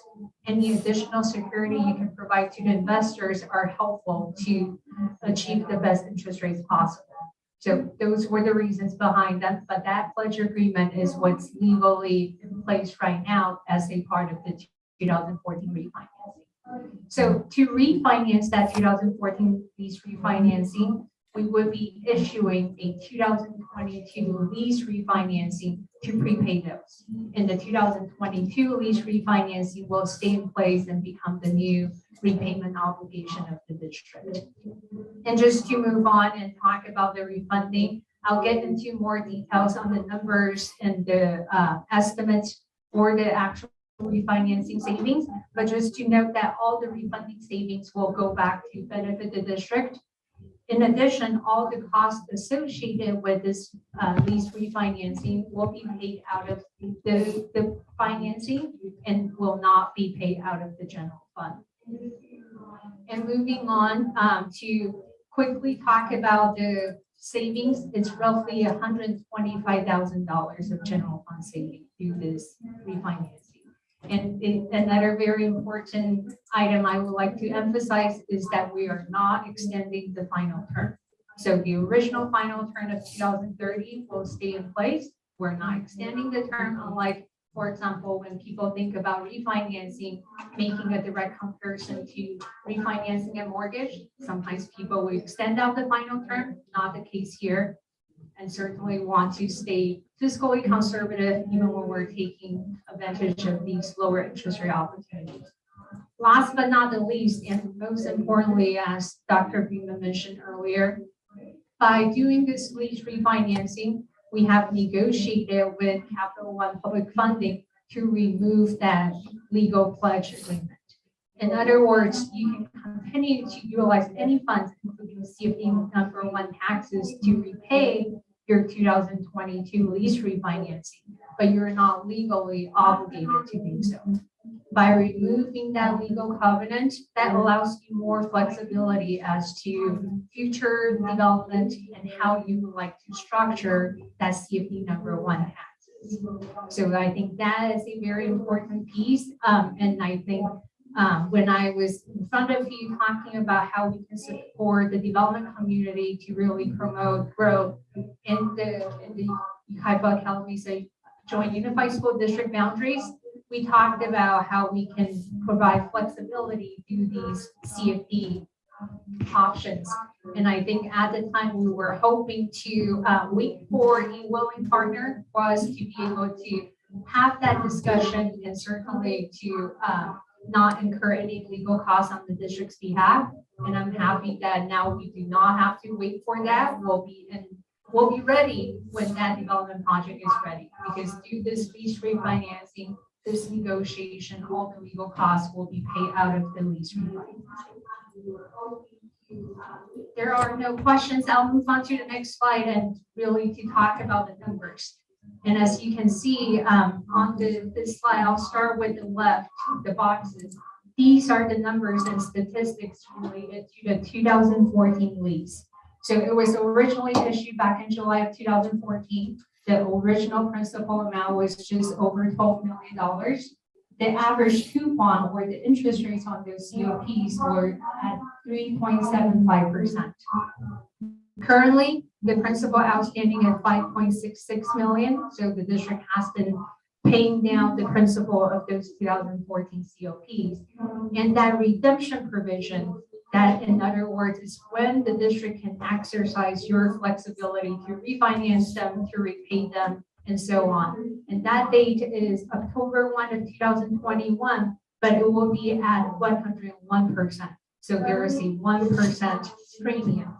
And I'm also happy to report to the board, if we were to proceed with the refinancing, we have negotiated with Capital One to waive that 1% penalty. Last but not the least, the original final maturity, as I stated earlier, is October 1, 2030. Now I'll move on to the right-hand side of this slide and talk about the statistics related to the proposed lease refinancing. I'll get into the schedule in greater detail on the later slide, but the proposed issuance date would be June 8th of 2022. The new principal amount will be $5.8 million, and we will be bringing down the interest rate from 3.75% down to 2.68%. This would produce a gross savings just over $125,000 in total. And a lot of times when we look at these savings, since it's between 2022 through 2030, we also look at it on a net present value basis. And that number is over 114,000 or 2%.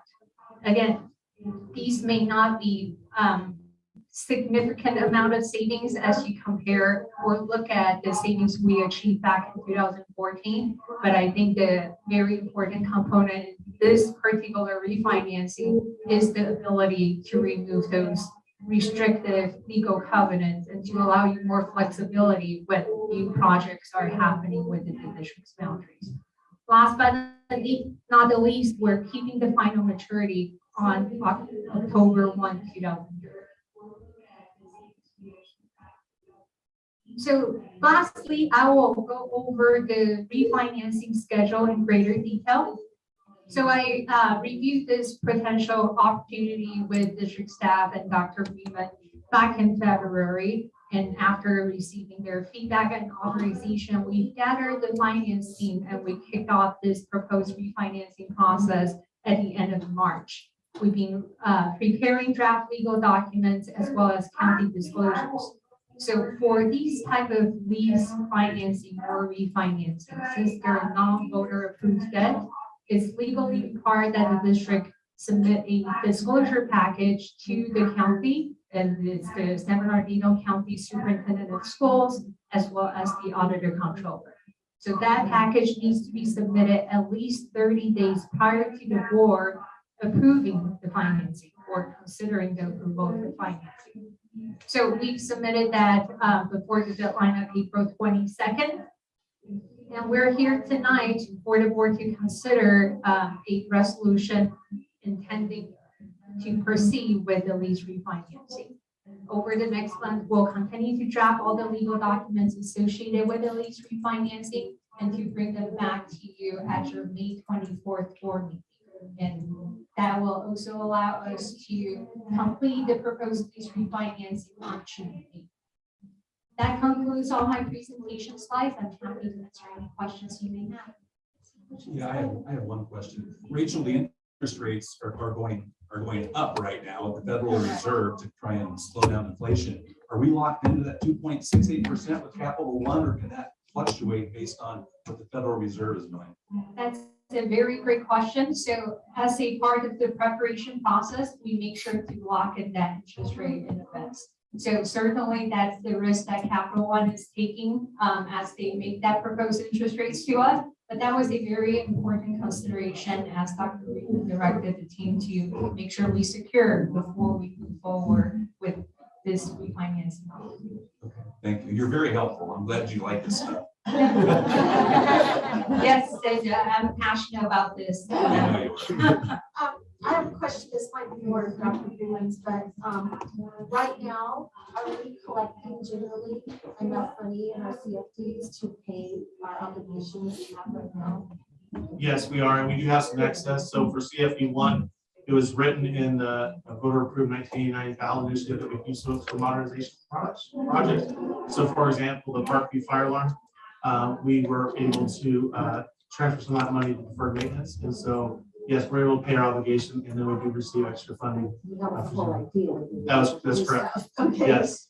And then I thought a few years ago that we did something where we have developments that had a different CFD number. I'm not sure they had a different number, exactly how we titled it, I can't recall. But is this different than the way we were able to do that before?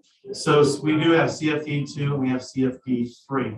When we did the refinancing in 2014, we tied the money of the CFD 1 to repaying Capital One.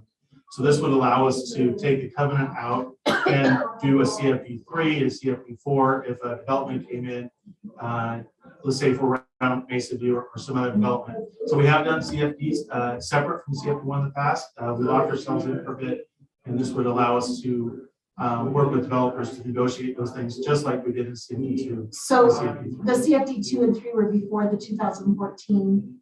Yes. Oh, so they, but even with that original pledge, we were able to do that. Is that correct? Yes, if I may jump in. So the legal counsel a lot of times have their review when it comes to legal covenants. So I know that when CFD number 2 and number 3 were previously formed, it was after the 2001 and 2004 COPs, but you had a different legal counsel at the time.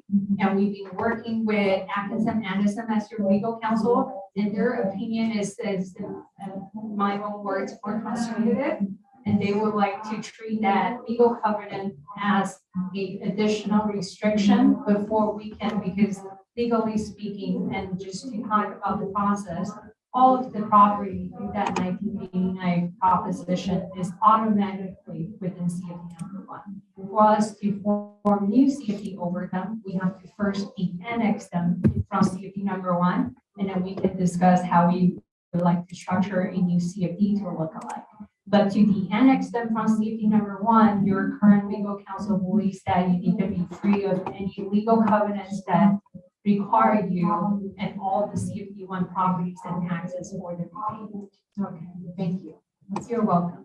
Any other questions? Let's see, did we need a vote on this? So this, Mr. CEO, this is an action item to approve the resolution to move forward with the refinancing. And so we'll bring the refinancing documents and final approval to the May board meeting. So this is a resolution to move forward with the process. I'll move approval. Second? All right, all in favor? Aye. Opposed? Thank you. All right, thank Thank you. you, Thank you Rachel. very much, Rachel. My pleasure. Thank you. The next item we have is our agreement with the city for crossing guards. Do we have any comments on that? Any comments from the board? If not, I entertain a motion. Move approval. All in favor? Aye. Opposed? Thank you. The next item is human resources, a resolution regarding the California Day of the Teacher. Mr. Stoltz, do you have some comments? No comments? Any comments from anybody else? Would like to have a motion to approve? So Hanson. I'll second gladly. I will second that. All right, I'm Okay. along with that, all in favor? Aye. Aye. Opposed? Thank you. Our next one is a resolution celebrating the Classified School Employees Week. Any comments, questions? Motion? I'll move approval. Second. All in favor? Gladly. Aye. Aye. Next one is 9/11, which is our human resources MOU. Comments? Thank you, President Ingram. Just a reminder to the board, this was the item where previously we discussed the opportunity to work with our classified employees union to do a 1.86% increase to match the increase we gave to the Catholic Commons Educators Association earlier. Thank you. Comments, questions? I'll move approval. Moved and seconded by Member Miller. All in favor? Aye. Opposed? Right. The next item is the 9.12 human resources, classified management, classified confidential. Any comments on that one? Comments? I'm sorry. Board, take a motion. I'll move approval. Motion. All in favor? Aye. Opposed?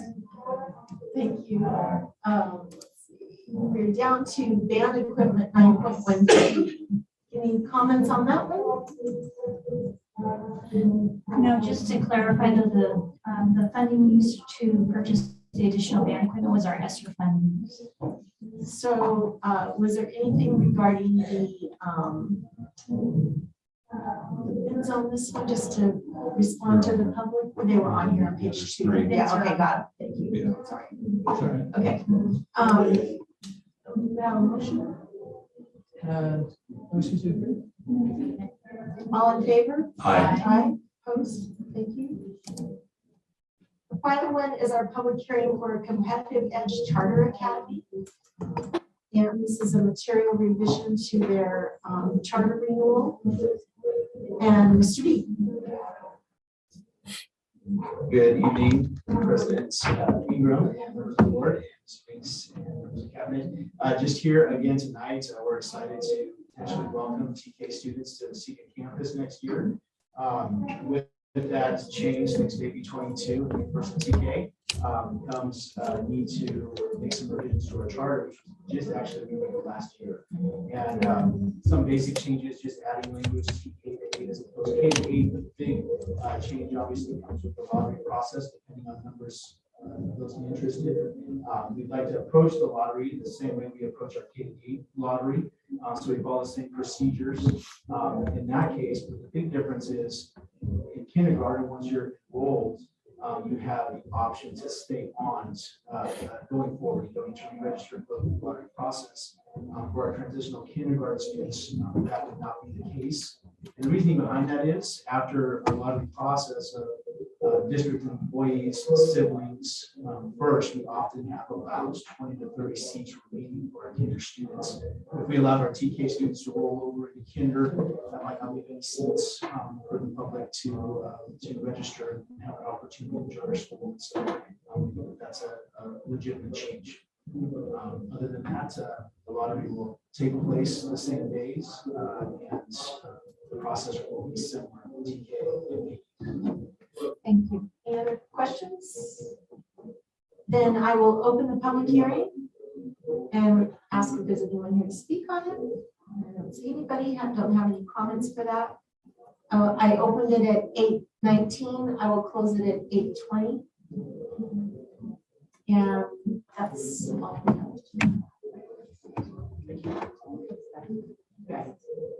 Thank you, Mr. Reed. The next item on our agenda is our consent calendar. Do we have any changes to our consent calendar? Not see, thank you. Anything from the board? Okay, just so we have a request to public speak on the consent calendar on 10.05. And I would request that we pull 10.05 off for separate consideration. I can make a motion on the balance. I'll move approval of all the consent items with the exception of 10.05. Second. Call member Coat for second. And all in favor? All in favor? Aye. Aye. Opposed? Thank you. Mr. Burton, if you'd like to come up on 10.05.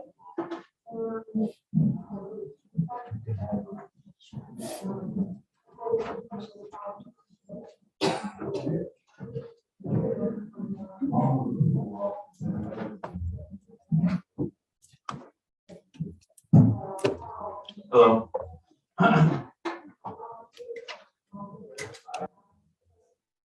I found it a little bit disturbing that one person can just wing 99 grand out there without getting a check.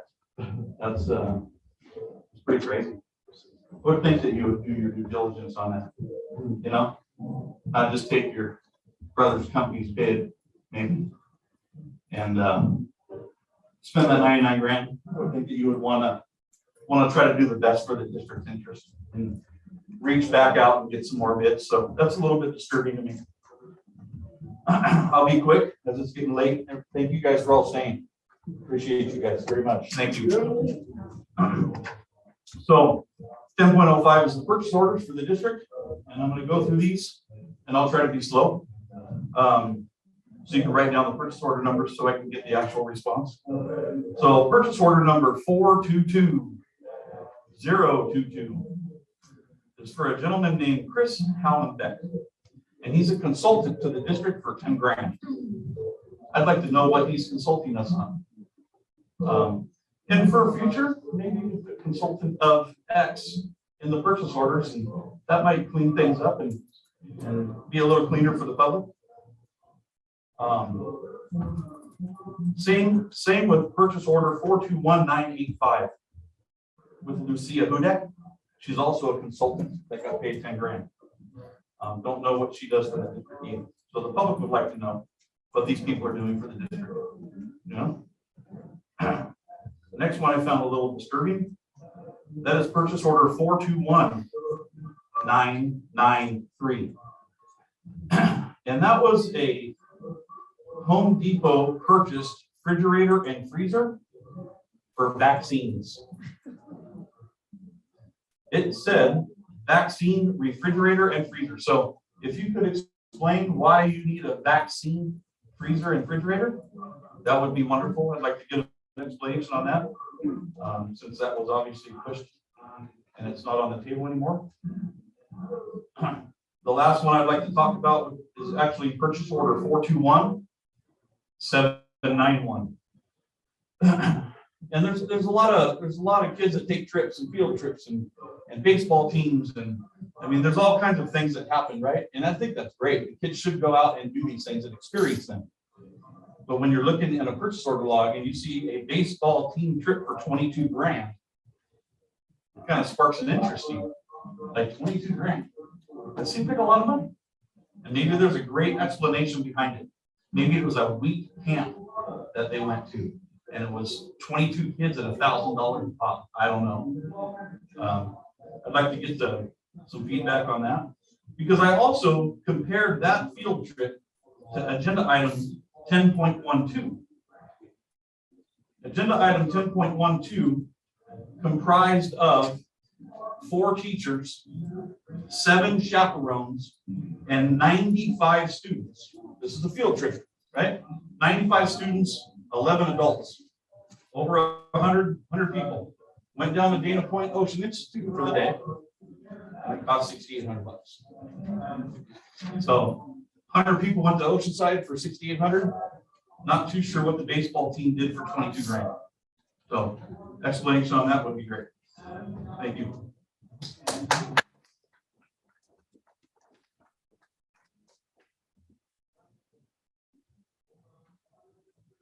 Do you have the information on those items that we can maybe respond to right now, just so we have it for us all?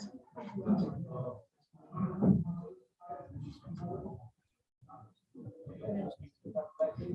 So we'll go ahead and just, if there's any additional information that's needed, of course, we'll provide it. But just briefly, I'll start with 421985 Lucia Huddick. Lucia Huddick is a FEMA trained CERT official for the city of Yucaipa. And so we participate in community emergency response team training that is under FEMA. And so she is coming in as a consultant. She was an employee and took the training.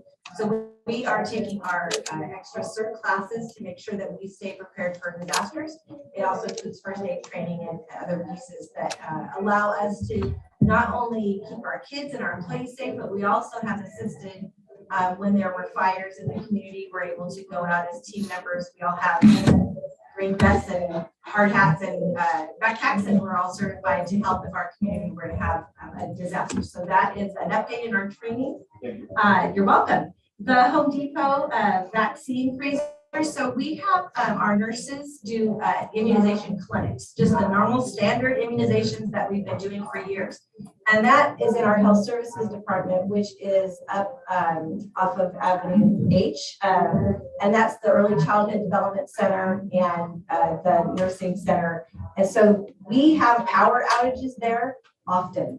And what we have done is taken those vaccines have a very, very short life if they are not kept at a very particular temperature.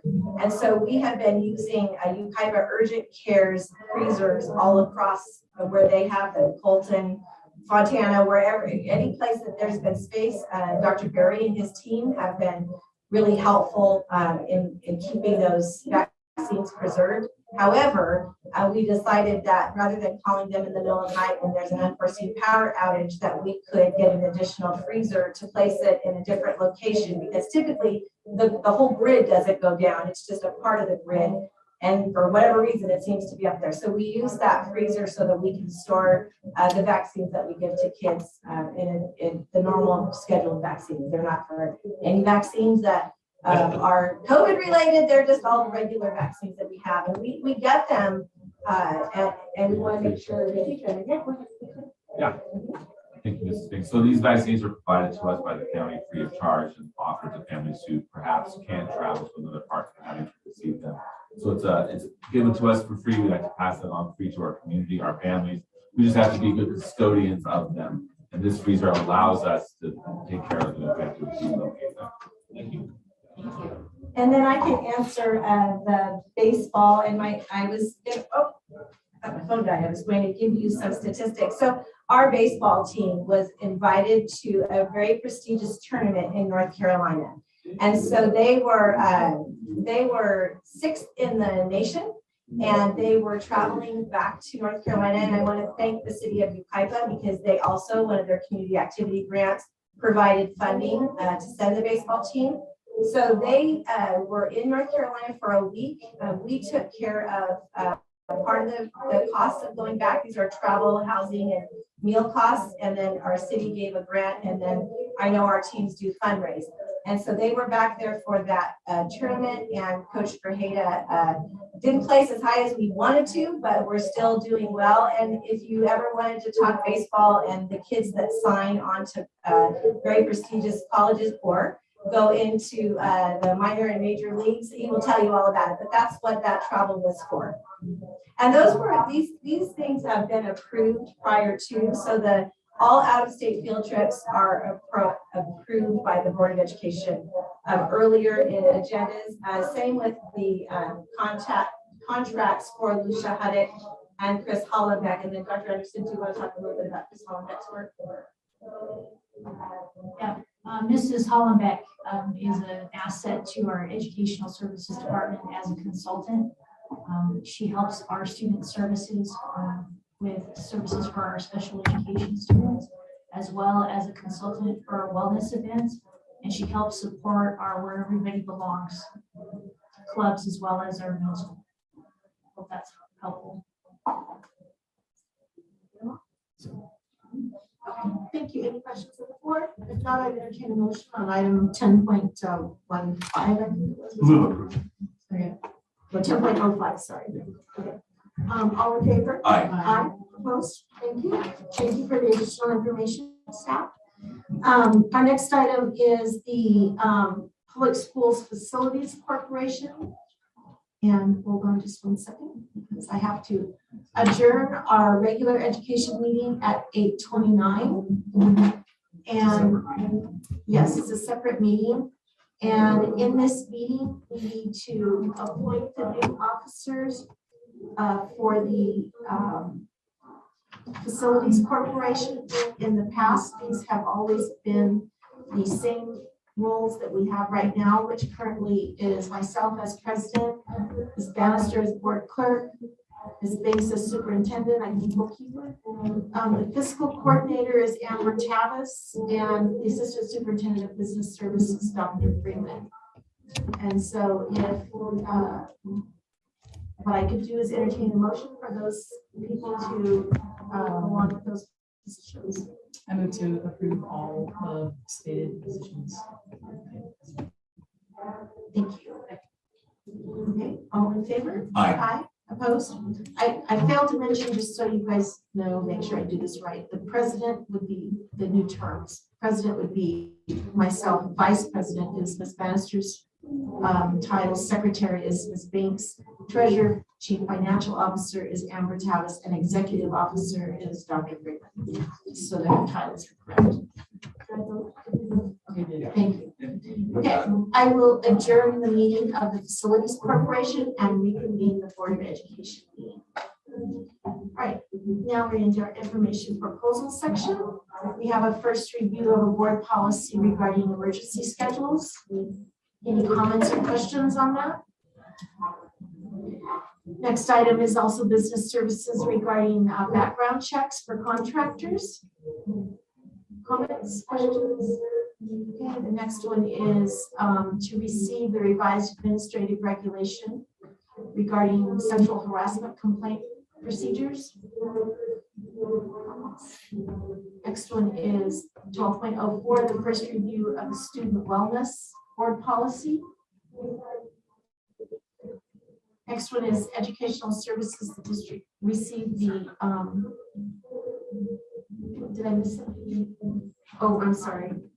12.04, my mistake. Going back to student wellness, we did have a request to speak on that one. Mr. Burton.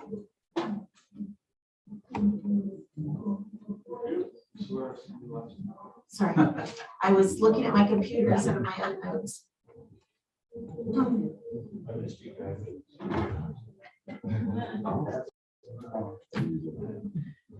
I'll be super quick. 12.04 is about the Williams reports. Maybe some of you are familiar No, with it's the Williams. 12.05 is the Williams. Oh, then my bad. So I came up on early. I wanted to talk about the Williams. Sorry about that. Okay, all right.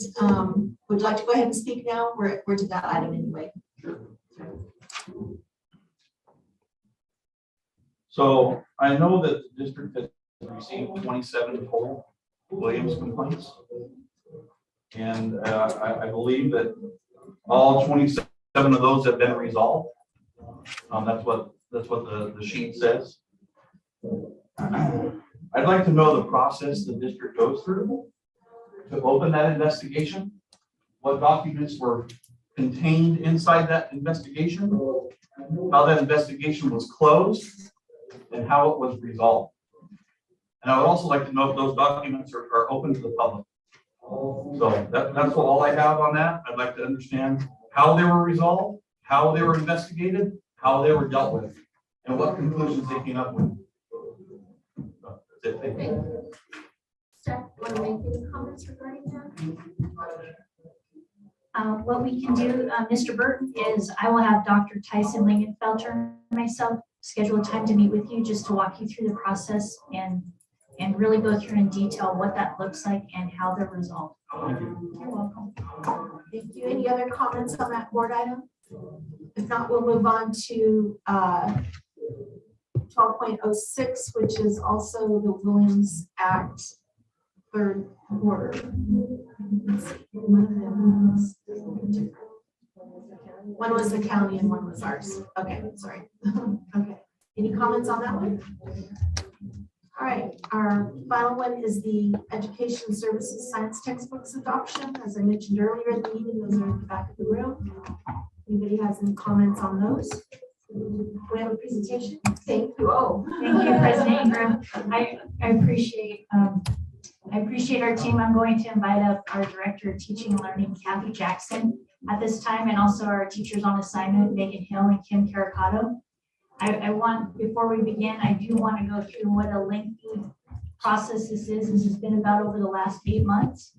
And really, we've been working with K-12 Alliance, formerly WestEd, for the last 3 to 4 years, just on our teachers, not only going through the standards, but also in order to make an informed decision with this important process. And our teachers are amazing. So, They said it better. All right. So let's talk science. I'm so excited and I've had to wait so long. We're sorry for that you were. That's okay. That's okay. I owe all of these ladies a coffee tomorrow morning. So Boss might be sick. That's okay.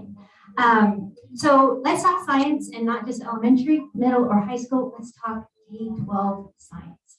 Today I get to share with you about the work that our NGSS science curriculum teachers have put in over the last year. I emphasize K-12 because usually in an adoption, it's done in silos. It's very isolated for teachers. And it's just the teachers that want to participate. So K-12, K2 might have their input on what science does, might be K-5 adoption, middle school does their own thing, high school does their own thing. It's very isolated and broken. This amazing, I can't think of any other word, it's a little dramatic, but it was professional learning and it was transformational. And I'm going to give you just a quick explanation of why I feel that way, and then I'm going to turn to the ladies here, the team behind me. Like I said, usually it works in isolation, but as our teachers came together, K-12, we had such an amazing turnout. Our teachers stepped up. We had so many on the team that we had to make 2 teams. In the year-long process, teachers shared. High school is coming down, walking across the room, talking to elementary, offering. It took a life of its own. It was professional learning that now they're asking high schools offering to do labs, demos for our elementary school. You'll see that it was not only vertically articulated, but horizontally. And then some of the comments, we asked every teacher to give us reflection on the process. It was, we went across sites and we challenged each other. And it wasn't an easy process. It was not just looking through the curriculum and picking what they liked. It was looking through rigorous science standards that ensure our students have quality education. So at this time, I'm going to introduce our extraordinary elementary TOA, Megan Hill. Good evening.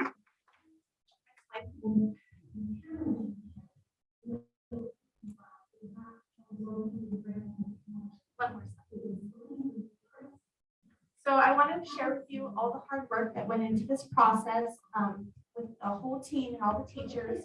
So looking at our process here, we use the California State toolkit and rubrics to evaluate all the programs. So with the district lens, we met first, all the teachers, K-12 met and really sat down and came together to come to consensus on what our needs are for all of our students, and really kind of came to consensus on alignment. What do we need K-12? And after we had that, we had the pre-screen, which is where we looked at all state-approved curriculums for science, and using the rubrics, we tried to see if it had all the requirements. Then next, we had Learn the Paper Screen, which is where we worked with WestEd K-12 Alliance. And they help facilitate the process of learning how to use the rubric. So what's very helpful during this process is they also taught us the embedded professional development. So teachers learned what they should be looking for in the curriculums, what NGSS is, and when the publishers mentioned the curriculum, it has all these elements. They taught us and all the team how to really verify if that's actually in the curriculum. So after they received that type of training, then we went to the apply the paper screen process, where using the rubrics, the teachers then went through the curriculums again, different programs, and evaluated which ones met all the requirements. And then from there, again, collecting all the data, from those rubrics, that data determined which programs went to pilot. And the teachers piloted them with their students from January through March. And then just to kind of share, we had so much involvement that during all of these days teachers worked on this, we actually had to break up into 2 teams. So we had the middle school teachers meeting on their set of days, and then the elementary and high school meeting on their set of days. And then after the piloting, the teachers brought back all the student learning, the teacher reflections, all the data, and then continuing to use the state rubrics, went through after the pilot, which programs still met the requirements. And from there, discussing all the data from the whole pilot, the teams came to consensus and made their recommendations for the programs. And another piece is we had our parent involvement piece, where we had 2 previews for the parents, one during the school day and one in the evening, where parents were able to come and preview the recommended programs. And to kind of share all this work on this process and the programs that were recommended for each grade level. On the next slide. So for kindergarten through 5th grade, the teacher team, the leadership team has recommended the full option science system from Delta Phi. And for 6th through 8th grade, Elevate Science from Savvis. In 9th through 12th grade, Experience Biology from Savvis, Experience Chemistry from Savvis, and Physics in the Universe from H&H. And next, I would like to introduce Kim Caricato, our secondary TOA, and she's going to be sharing the teacher reflections and student learning. But first, I want to share this short video with you, teacher quotes throughout the process.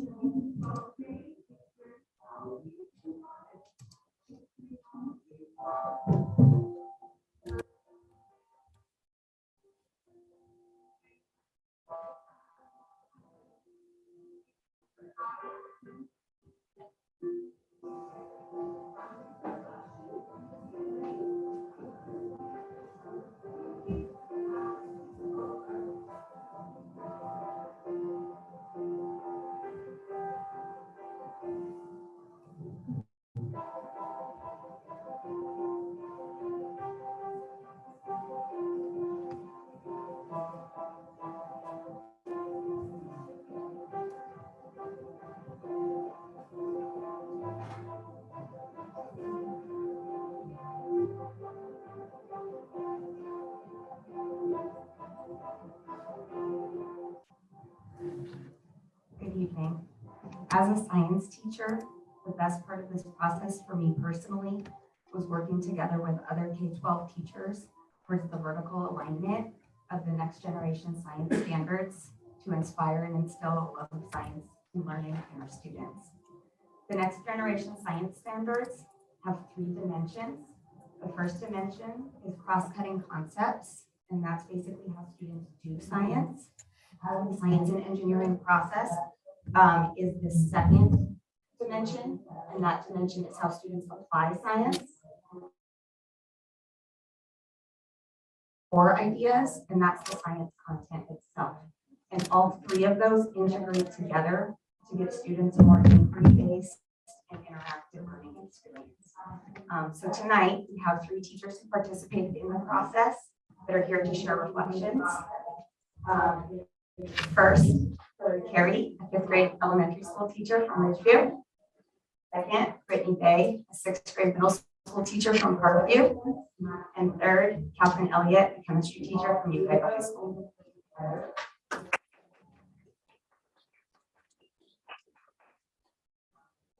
So as Kim said, my name is Hillary Curry, and I'm a fifth grade teacher at Ridgeville Elementary. And I have the privilege of piloting Delta FOSS, and it's a phenomena-driven curriculum that really inspires kids to ask why. And it has a student-focused approach that fosters meaningful engagement through a hands-on approach. And what I love most is that it is a curriculum that helps students to develop 21st century thinkers, problem solvers, innovators, and collaborators.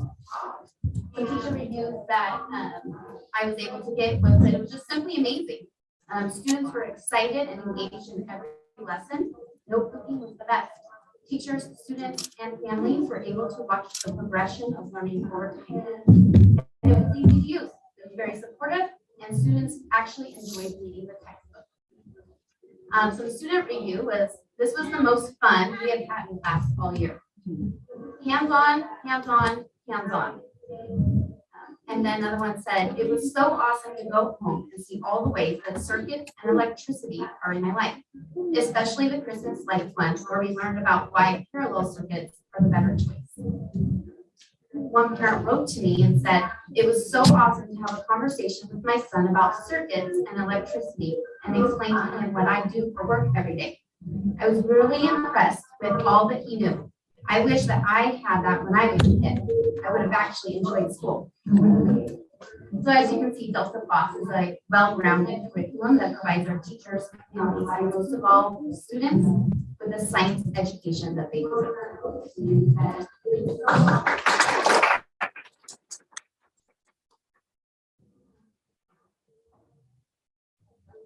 I don't think that introduced me already. My name is Ricky Bay. I'm a math and science teacher at Park Middle School. I also had an opportunity to take part in the piloting of Solids. That was for the 6 through 8 curriculum. After reviewing several materials beforehand, the middle school team decided that the Solids program would be the best fit for all of our students. We are in middle school 6th and 7th. We are inclusive for all students in science every goes in our classroom. And so we wanted to make sure that we chose a curriculum that would meet every student's needs. The program not only had strong anchoring phenomena to guide our lessons, but it had multiple opportunities for our students to engage in the various types of hands-on experiences. Some days we had small group demos, and others was full-blown multi-day labs, 3-4 days long. Students were given opportunities to make connections with the content that was being read directly with hands-on activities that prompted higher level thinking and problem solving. Additionally, by piloting the program across the district at multiple sites, it allowed for teachers to plan with one another, building on and using each other's strengths to develop well-rounded lessons that were accessible to all students. I look forward to hopefully working with this program next year to continue on the great progress that we've made this year.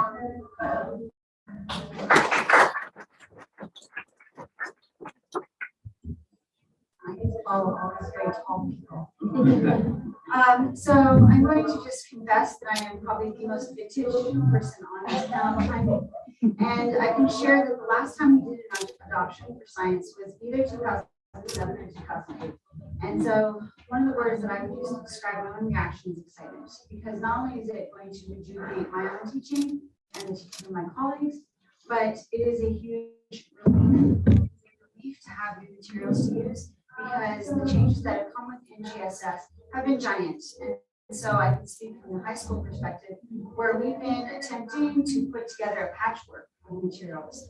And you take a little bit here, you take a little bit here, you reinvent it, and you try to make it work. To have a cohesive program of instruction is going to, I think, unify what we do as professionals, but also take us where we are supposed to be going in terms of district goals, state goals, and personal goals for our students. The other thing that I wanted to kind of comment on from Kathy's word of transformation is that I had the opportunity to work with elementary teachers in the same room pretty much the whole time, much like the isolate middle school students where humans are special. We got to work with elementary teachers, and it was really eye-opening. It was really good, I think, for both groups of teachers to work together.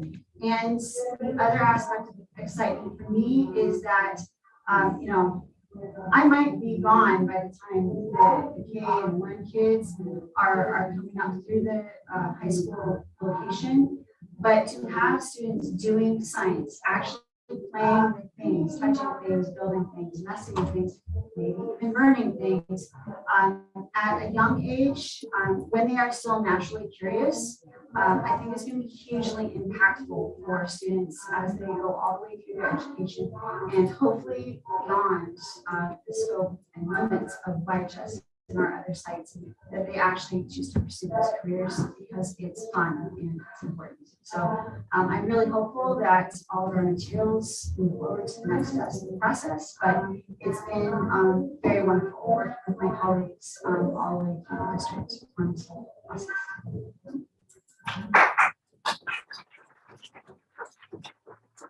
Probably more than coffee. Right? Come on up, come on. At closing, we just want to show, if you can go down one slide, because we've got to give a shout out to that document. This is blood, sweat, and tears. I wish I could share a quick video to let you know the work. Teachers spent days together learning. Some were very well versed in the NGSS standards, but some were new.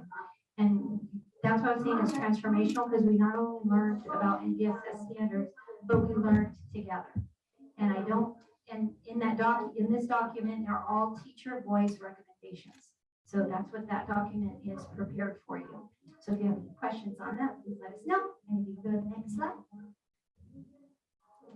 These are all the teachers that participated from beginning to end in this NGSS K-12 adoption team. And I want to go back to what Coach Corp said at the beginning of this meeting. He said single-mindedness and a team focus. And I think that's what sums up what happened in K-12 with our science teachers. They came together in one room and it was very powerful. I think transformational, buzzword for science, but just thinking of, I don't know if I'm gonna be able to say tonight, thinking about the K-12 alignment piece for NGSS standards, because those standards tend to continue to grow. It's not like they change. These principles just change and tweak a little bit and add. So we are going to have students playing and learning with these recommended programs. So from all of us, and I want to thank the teachers here, all the teachers that participated, we want to say a huge thank you.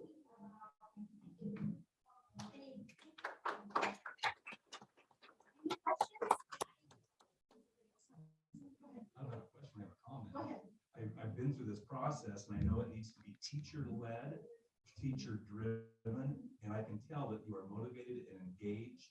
And this whole process would not have happened without the leadership of you, Kathy, and you, Jamie, and of course, all the teachers that participated. So thank you for your work. It's hard work, but it's engaging and it can be very positive for our kids. So, and working with West Ed, I know was very advantageous too. Thank you. That means a lot. I don't think an educational leader could have asked for more. Yeah, I too noticed the enthusiasm between you, and I hope you continue to meet as a group so that you can, one, just enjoy each other, talk science, and two, just make your lives better as educators and your kids' lives better as you move forward. Good job. I have just a question about the procedure, just a little bit. When you actually get to the point, you have that thing up there that says like you pre-screen, you paper screen and all that. Do you actually pilot in the classroom more than one publisher? Like could the middle school, two different middle schools or two different teachers at a middle school be piloting different publishers? Yes, that can happen, but as Mr. Snelling's referenced, it was teacher-led.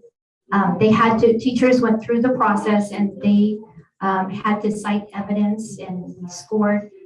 Middle school made a recommendation for one pilot. So they all pilot the same thing. Yes. But in the ones then where you maybe piloted more than one publisher, then they get together and talk about how successful it was and things like that. Yeah, that's just me. So elementary, we did pilot two different curriculums, social thoughts and and we did come together for 2 full days at the end. And yeah, and it was they call it consensus, and we were sitting there debating like, why was this score higher on yours? Was it better? Like, was it really true? Or was the data actually valid? And we went through like intense conversations to come together and have a consensus with how many were there, like 10, 12, to all agree on one. And we did actually, our vote, at the end of all of our discussions, we had a unanimous, consensus. So yeah, we did have that discussion. That's good.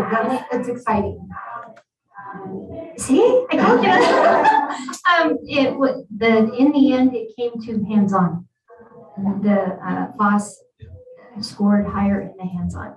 The other one may have been a little more teacher easy, but our teachers were dedicated to our kids having the best, and I'm just gonna be prouder. And so now, do we have professional development in this curriculum then plan? Is that how that works? So part of this team's recommendation, it involves their recommendations and feedback for what professional development and support looks like once we do implement.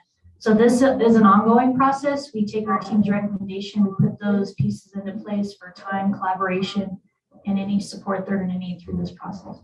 Yes, it's in the recommendation. High school wants a lot more collaboration and time in PD. Elementary and middle school, we're going to offer an overview in the summer. Voluntary is the plan, and then the beginning of the year, and then there we'll develop more of a hands-on PD. And so this is just a review at this point for us. When would we make the final recommendation adoption? At the May board meeting. Okay, and then we have to order the materials? Yes, President Ingram, we will have everything locked and loaded with purchasing to ensure that we can get that done in time, because that's part of our planning process to ensure that our teachers have materials once school starts. I was going to say, and then it would be the new curriculum for next year. Yes. Right. Great. Any other questions? Just to comment, I wrote something similar that I love your excitement, that I think that just spills over into your teaching, and I'm super excited. I know it's a long process, and I appreciate all your hard work. I'm super excited, and we'll do it in the fall. It's great. I'm sorry that you were at the interview agenda. Didn't look at that real close when we put it on there. It was late for you. She said it was worth it. It is. You guys did a great job. We're very, very thankful for all of the hard work that you put into it. There's no confidence in what we're going to be looking at to adopt is a good program. So thank you very much. All right. Thank you. We are down to administrative comments and information. Thank you, President Ingram. I would just tell you that in the opportunities I've had to go in and watch the team, I think the most impressive thing that I saw was the journaling from the students. And then Mr. Stolz and I got to see some of the work at Dunlap with the kids, using wires and making things blow and fans and all kinds of things. And it was amazing. And I don't think I've ever seen even the next generation science standards the state gave us, and then people start developing curriculum around those state standards, and then we do these pilots, and so we're finally at a place where I think our students, along with our STEAM programs, are going to be geniuses in this area. So I want to thank them again. And then I misspoke, and I have to clear it up. Our baseball team was not number 6; they were number 5 in the nation. And so I was just trying to find it on my phone. St. Mary's Prep was number 1. IMG Academy, Buford, Orange Luther, Yucaipa, Harvard Westlake, Jesuit, and then Surrey Canyon. And so I wanted to make sure, because I would be in big trouble with Coach Grajeda if I left that hanging. Also, I wanted to just share, of course, the public process is back there for the review of all of our textbooks. We always do that, and it's great to have interest. There have been times we've piloted textbooks and there's been one name of somebody who came in. So in order to try to be more proactive, I attend regularly of our ministerial association meetings. The ministerial associations represents the churches in our community, and I've been meeting with them since I came. They are a big part of who I am, and I appreciate them very much. And I talked to them just last week at the luncheon and asked them to send out information to their congregations so that they could get more people to come in and view. And then we're going to be sending things out through Parent Square to see if parents can come in. And so if anybody wants to come in and review them with anyone else that has information, and if you schedule an appointment with Dr. Anderson, she can have her team help walk you through those. But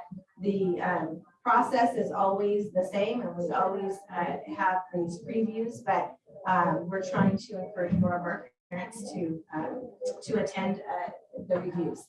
And so I wanted to thank our pastors for their support. And then, of course, it's awards, promotions, and graduation season. And so the board will be attending as all of them. We appreciate it so very much. And we are getting those uses for facilities out in Arkansas at the Ukaipa Performing Arts Center. And as always, like with the crossing guard contracts, we're very, very grateful for the cities of Calumet and Ukaipa who continue to support us in our different ways, crossing guards, venues, and just a good partnership. So thank you. I would like to just add one more piece along with the science. I really appreciate our parent involvement. We appreciate the questions and the different perspectives to ensure that we're meeting the needs of our students. So we appreciate everyone coming out and supporting our teachers. Thank you.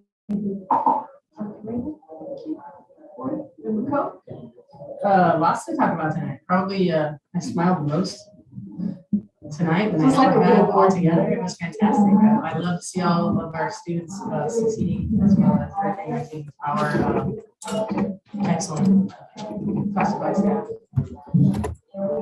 But congratulations again to all of our athletics teams, the baseball team. What is their national ranking now is 5. Okay, 5. I just want to clarify. And then CIF championship, that's fantastic. That's really exciting. And then our band guys, I just wanted to know band here tonight. I'm all about the band. And then I was able to get over to the Dunlap campus this thing, and I'll have you know that their science program team actually was. I had a 4th grader come up to me, like Tim Robbins, and he came up and explained to me exactly what he was doing, how he was doing it, what it entailed, and if he did this, I mean, that kid, I bought it. It didn't matter if I had it already, I was buying it. That kid was amazing. So that was really cool to see. So thank you for getting me over there.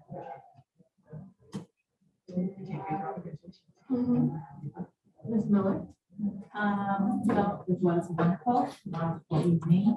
I did smile a lot too. Water polo, that has a special place in my heart. Two of my kids played. It's always a fun, exciting game, and I'm proud of them for doing so well. Honor band, awesome. And the classified school employees of the year, I love hearing that. I know it's a hard decision for the schools to make, but it's just very proud of them and all their hard work and they do for the schools and for the kids. And Mr. Burton, you apologize when you come up. Sorry, it's me again. Don't do that. I appreciate it. You do not have to apologize. I appreciate that you asked. I also appreciate staff that can answer most of those questions that he asks and that he raises. So please don't apologize. I appreciate it. And thank you. All right. Well, like everybody else, I was just happy to see smiling faces on adults and kids today and not having to look at them with a mask on. It's just refreshing. Also, I'd like to, I'm excited about getting the air conditioning going in the gym. I know that Ms. Ingram played there, Mr. Cartosian played there. I've coached a lot of games in there and watched my daughter, as did Mr. Burton, and that thing can be sweltering in the summer. And so I'm so happy that, I know it's going to take some time, but I'm so happy to get that going. And I can't remember if this was all up last time that we were here, but I really do like it. I'm not that it's big and announcing us, but it just has dressed up this room so much, and the student work on both sides is outstanding. So it really looks good. So thank you for that, Callie. Well, again, congratulations to everyone. On the gym, I'll just mention that I've been on the board 26 years, I think it is, and I swear every year we tried to put that AC for the gym in the budget, and finally with the extra money from the ESSER funds, we could afford it, and so it's just wonderful. But it has always been a priority, but just not high enough. We have so many regular everyday needs that we have to take care of, so I'm really happy to see that happen. If I'm gonna get to say something happened on my watch, that's what I'm gonna be really about. All the other comments I appreciate. I would just like to ask staff if you could respond to us in our Friday letter regarding the actions on the one speaker, Jimmy Pierce, who provided the pictures. If you could just give us a little rundown on the history of those. Thank you. Any other comments? Yes, so it just, we will give you that response. We did work on that last week. And so we appreciate that. Having the opportunity to share it with you, and then also we'll speak to anybody who'd like to talk to us.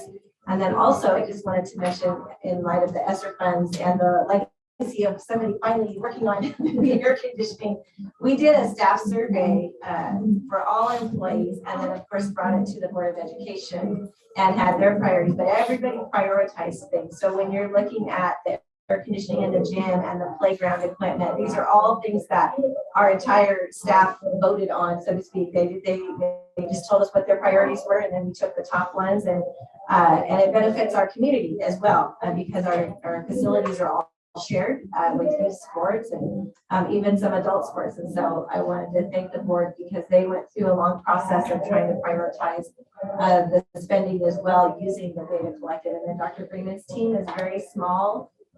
We don't have somebody specifically for facilities right now. We have maintenance, so they're pulling a lot of weight. And Mr. Klein, who works in our purchasing, is got a lot of experience, and we all work together with a lot of oversight, not only within the district but also at the county level. And so we appreciate the questions. We want to share the information as much as possible on how we do business. And I wanted to thank Eric and his team because they're really they're doing a lot of work that hasn't been done for many, many years. That's no. Okay.